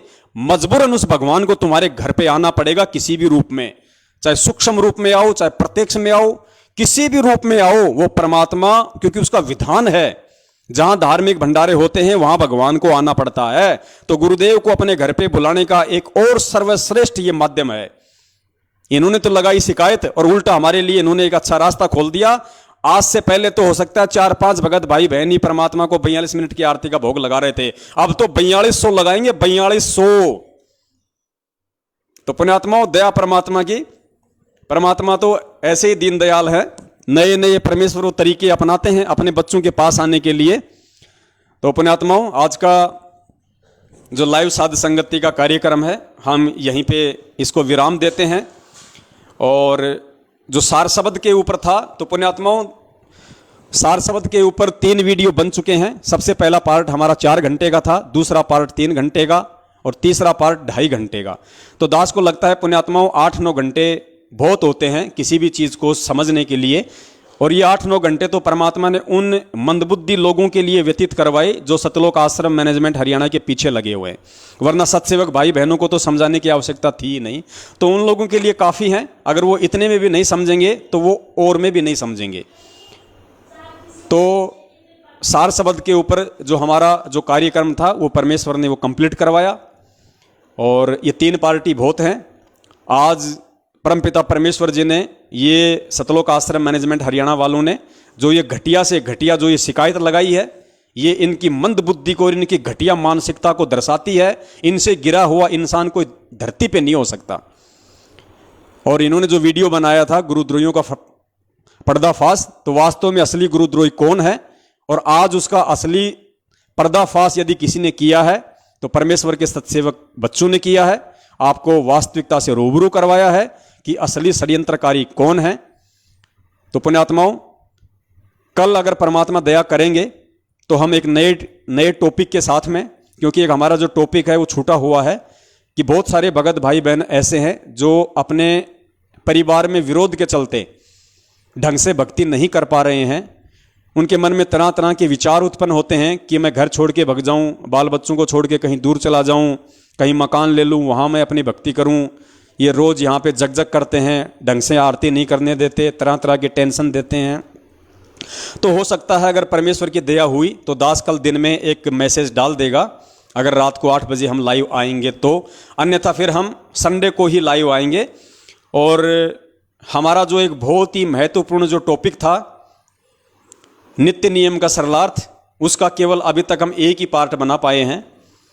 अगर परमेश्वर दया करेंगे तो अगला जो संडे आएगा उसको हम नित्य नियम यानी भक्ति बोध का जो सरलार्थ है उसके दूसरे पार्ट की तरफ हम आगे बढ़ेंगे। तब तक के लिए दास आप सभी भाई बहनों से विराम चाहता है। और एक और दास आपको न्यूज़ देना चाहता था। परमपिता परमेश्वर जी के आशीर्वाद से दास ने भी अपनी झोपड़ी पे जो किराए की झोपड़ी है उस पे भगत समाज की ज्योतियां जलानी शुरू कर दी है। पिछले 4 दिन से दास के मकान पे भी भगत समाज की जो ज्योति हवन है वो परमात्मा ने शुरू करवा दिया है। ऑलरेडी उससे पहले महीना भर हो गया जयपुर में अपने कजोड़ भगत जी के घर पे ज्योतियां जल रही हैं। और हमारी जो सतसेवक बहन है निशा उत्तर प्रदेश के फरुखाबाद से, वहाँ भी परमेश्वर ने 5 ज्योतियों की दया बख्शी हुई है। तो 3 ज्योतियाँ भगत समाज की अलग अलग जगह पे परमेश्वर ने हवन यज्ञ के रूप में शुरू करवा रखी हैं। और पुण्यात्मा विश्वास रखना, एक भी पैसा आप लोगों का, ये हम पहले से बोलते आ रहे हैं, आपको आज भी बोल रहे हैं और आगे भी हमारे यही वचन रहेंगे। चाहे आप लोगों का, चाहे वो 10वें अंश का पैसा हो, चाहे दान का हो या चाहे आपके ज्योति हवन का हो, पुण्यात्माओं 100पन में भी कभी मत सोचना कि आपके उस पैसे का 1 पैसे का 100वां हिस्सा भी इधर उधर हो जाएगा। पुण्यात्माओं अब गलतियां नहीं हो सकती। अब परमेश्वर के विधान के खिलाफ उनके सतसेवक बच्चे नहीं चलेंगे। चाहे किसी परिस्थितिवश चाहे मांग के खाना पड़ जाए, लेकिन आप लोगों का जो सेवा राशि है, आप लोगों की जो सहयोग राशि है, आप लोगों का जो ज्योति का पैसा है, उसमें से पुण्यात्माओं 1 रुपये का 100वां अंश भी इधर उधर नहीं हो सकता। देखने वाला परमात्मा है, इससे ज़्यादा हम आपको विश्वास नहीं दिला सकते। और ये आपकी अंतरात्मा स्वीकार करेगी इस चीज़ को कि हम जो कह रहे हैं वो सत्य है या उसमें कुछ मिलावट है। तो पुण्यात्माओं वैसे और तो कोई ज़्यादा खर्च हो नहीं रहा। जिन जिन भगत भाई बहनों ने अपनी सेवा जो लिखवाई थी, दान की, 10वें अंश की या उधार की, उनमें से सिर्फ 2 या 3 भाइयों के अलावा किसी की सेवा नहीं लगी है। सबके पास अपना पैसा सुरक्षित है, सबके पास अपना पैसा सुरक्षित है। सिर्फ 2 या 3 भाइयों की सेवा लगी है, मुश्किल से 2 या 3 भाइयों की। इसके अलावा किसी से और कोई पैसा नहीं मंगवाया गया है। और एक हमारी जो ममता रावत नाम से बहन है, मैं नहीं जानता कहाँ से है बहन, आप सबको पता है, जिसने अपना सोना बेच के और दास को 92,000 रुपये भेजे, उस बहन की सेवा लग रही है लगातार। उस बहन ने जबरदस्ती पैसे डाल दिए तो परमेश्वर ने दया कर दी। 92,000 रुपये उसने डाले थे। और पुण्यात्मा ये जो मैसेज जो सेवा है, ये जो मिस कॉल वाली जो सेवा है, जो भगत समाज के हमारे पास में नंबर आ रहे हैं बहुत ज़्यादा तादाद में, और जिनको बल्क मैसेज के माध्यम से आप लोगों के डायरेक्ट मोबाइल के इनबॉक्स में जो मैसेज आ रहा है, तो बहुत सारे नंबरों पे वो भेजने पड़ते हैं। एक बार भेजने का तकरीबन 2 से 2,500 हज़ार का हमारे मतलब खर्चा आ रहा है, क्योंकि काफ़ी नंबर हो गए। 17 पैसे एक मैसेज के लगते हैं, तो कम से कम 2-2,500 हज़ार रुपये एक बार मैसेज भेजने के लगते हैं। तो दिन में मान लीजिए जैसे कभी कभार तो 2 मैसेज भी हम लोग भेज देते हैं, कभी कभार 3 भेज देते हैं, कभी कभार 1 मैसेज भी भेजते हैं। तो मैसेज में उस बहन की सेवा लग रही है। तकरीबन उस बहन का 60 से 70 हज़ार रुपया मैसेज सेवा में परमात्मा ने लगवा दिया है। उसके अलावा एक हमारी दिल्ली की बहन है, रोहिणी की, दिल्ली की रोहिणी में एक बहन रहती है, अभी नई जुड़ी है, और उसने दास को महीने भर पहले, शायद 10 या 15 दिन पहले, उसने दास को 7,500 रुपये उसने डाले थे। और अभी 5-7 दिन पहले उसने 2,500 रुपये डाले हैं 10वें अंश के। तो उस बहन की सेवा भी मैसेज सेवा में ही जा रही है। तो इन 2 बहनों की सेवा ही वो परमपिता परमेश्वर ले रहा है। और इसके अलावा जिन्होंने अपनी एंट्रियां सतसेवकों के पास में लिखवाई हैं, कई लाखों में, वो एंट्रियां सुरक्षित हैं। केवल 2 या 3 भगतों की एंट्री गई है, शायद एक भगत की तो 7,000 की, एक की शायद 12,000 की, एक की शायद ऐसे कुछ 10-12 हज़ार रुपये की। उनके अलावा आपकी एंट्री आपके पास में है, आपके पैसे आपके पास में है। पुण्यात्माओं, आपको लगे वो पैसे यदि आप किसी और काम में लेना चाहें, आप जी शौक से लीजिए। आप ये ना सोचना कि हमने लिखवा दिए तो हम सतसेवकों को ही देंगे, नहीं। अगर आपके घर में भी अगर कोई जरूरत है तो पुण्यात्माओं आप एंट्री माइनस करवा देना, अपने घर में उन पैसों को काम लेना, फिर परमात्मा के लिए निकाल के रख लेना, फिर एंट्री करवा देना, कोई दिक्कत नहीं। आपको लगता है संगत में और कोई भगत भाई बहन है जिसको अर्जेंट है, जिसको आप जानते हो और वास्तव में उसको पैसे की जरूरत है उधार रूप में, आप अपनी एंट्री इधर से माइनस करवाओ, उस भाई बहन की मदद करो, कोई दिक्कत नहीं पुण्यात्माओं। हमें देखो, हम तो आपका पैसा वहीं लगाएंगे जहां पे वास्तव में जरूरत होगी। जबरदस्ती आप लोगों से ले लेके बांटने का काम नहीं है हमारा। तो फिलहाल जो सबसे बड़ी सेवा चल रही है वो केवल ये मैसेज सेवा है। तो मैसेज सेवा में ही हमें पैसों की जरूरत पड़ेगी। तो जब भी हमें जरूरत पड़ेगी तभी आपको मधु बहन या आपको कजोड़ भगत जी आपको फ़ोन करेंगे। तो केवल मैसेज सेवा के लिए ही आपने अकाउंट में वो पैसे डालने हैं ताकि हम उसको भेजें। वो हमारे को मैसेज का बैलेंस डाले, क्योंकि 1 लाख मैसेज हमारे को 17,000 रुपये में मिलते हैं और 1 लाख मैसेज 5 से 7 दिन में हो जाते हैं पूरे। 5 से 7 दिन में मैक्सिमम वो मैसेज पूरे हो जाते हैं। तो अभी तक जो भी सेवा जाएगी परमेश्वर की दया से, क्योंकि देखो आप लोगों की बैठे बैठे सेवा बन रही है, भक्तों के नंबर भी आप भेज रहे हो, मैसेज भी आपके सहयोग से जा रहा है और उन मैसेजों को देख देख के, उन वीडियो को देख देख के पुण्यात्माएं जाग रही हैं, भ्रमित होने से बच रही हैं, अज्ञानता में जाने से बच रही हैं, काल एजेंटों के झांसे में फंसने से बच रही हैं, उधर से निकल के सत्सेवक बन रही हैं, ज्ञान को आधार बना के भक्ति कर रही हैं। तो पुण्यात्माओं, आप लोगों की उस सेवा से देखो कितनी बड़ी सेवा परमात्मा करवा रहे हैं। अपने भटके हुए बच्चों को वापस भक्ति मार्ग पे लेके आ रहे हैं। गुरु जी क्या कहते हैं, एक कसाई से 1 करोड़ गायों को छुटवाने का जितना पुण्य मिलता है उतना पुण्य एक आत्मा को परमात्मा की भक्ति पे लगाने का मिलता है। तो आपके इस 10वें अंश और दान के पैसे से जो ये मैसेज सेवा परमात्मा ने शुरू करवाई है, पुण्यात्माओं कितने हमारे हजारों सैकड़ों की संख्या में भगत भाई बहन रोजाना इन काल एजेंटों से छूट के, इन कसाईयों के बाड़े से छूट के परमेश्वर के भक्ति मार्ग पे वापस आ रहे हैं। तो ये सारा का सारा जो पुण्य है, जो क्रेडिट है, ये पुण्यात्माओं आपके सहयोग से हो रहा है, ये परमेश्वर आपके ही खाते में डालेगा। तो देखो परमेश्वर ने कैसे बैठे बैठे आप लोगों को सेवा दी हुई है। आपका पैसा कोई हरियाणा के जाट आरक्षण में नहीं जा रहा, आपका पैसा कोई नरेंद्र मोदी की चापलूसी में या उसके समर्थन में नहीं जा रहा, उसके लिए चुनावों के प्रचार प्रसार में नहीं जा रहा, ओम प्रकाश चौटाला या कांग्रेस के प्रचार प्रसार में नहीं जा रहा, आनंदपाल सिंह की सीबीआई जांच में आपका पैसा नहीं दिया जा रहा। ये घटिया कुकर्म करने के लिए तो ये मैनेजमेंट ही काफ़ी है। हम तो परमेश्वर के विधान पे चलेंगे और आपकी सेवा का उसी जगह 100% सत्य प्रयोग होगा जहां से आपको परमेश्वर रिटर्न देगा। आपको परमेश्वर दिन दोगुनी रात चौगुनी वृद्धि देगा, क्योंकि आपका दान सुपात्रों के पास जा रहा है, आपका दान अधिकारियों के पास जा रहा है, आपका दान ठोर ठिकाने जा रहा है। आपके दान का कोई भी भगत अपने पर्सनल जीवन में 1 पैसा भी यूज नहीं ले रहा और ना ही लेगा। तो पुण्यात्माओं, हम परमेश्वर के सच्चे सेवक हैं, आप और हम सभी परमेश्वर की सच्ची सेवा में लगे हुए हैं। अब हम गफलतबाजियां नहीं कर सकते और जो गफलतबाजी हमसे पहले हुई हैं उनके लिए हम बार बार परमात्मा से क्षमा याचना करते हैं और आगे से परमेश्वर से प्रार्थना करते हैं कि परमेश्वर ऐसे ही अपने बच्चों को सद्बुद्धि दिए रखना, ताकि परमेश्वर हम सदा आपके कृपा पात्र बने रहें, आपकी दया आपकी दृष्टि सदा हम नीचों पे बनी रहे। इसी के साथ दास अपने शब्दों को विराम देता है। आप सभी भगत भाई बहनों का धन्यवाद करता है जो आप लाइव साध संगति में जुड़े रहे, अपना कीमती समय दिया। सत साहिब बंदी छोड़ सतगुरु रामपाल जी महाराज की जय हो। सत साहिब।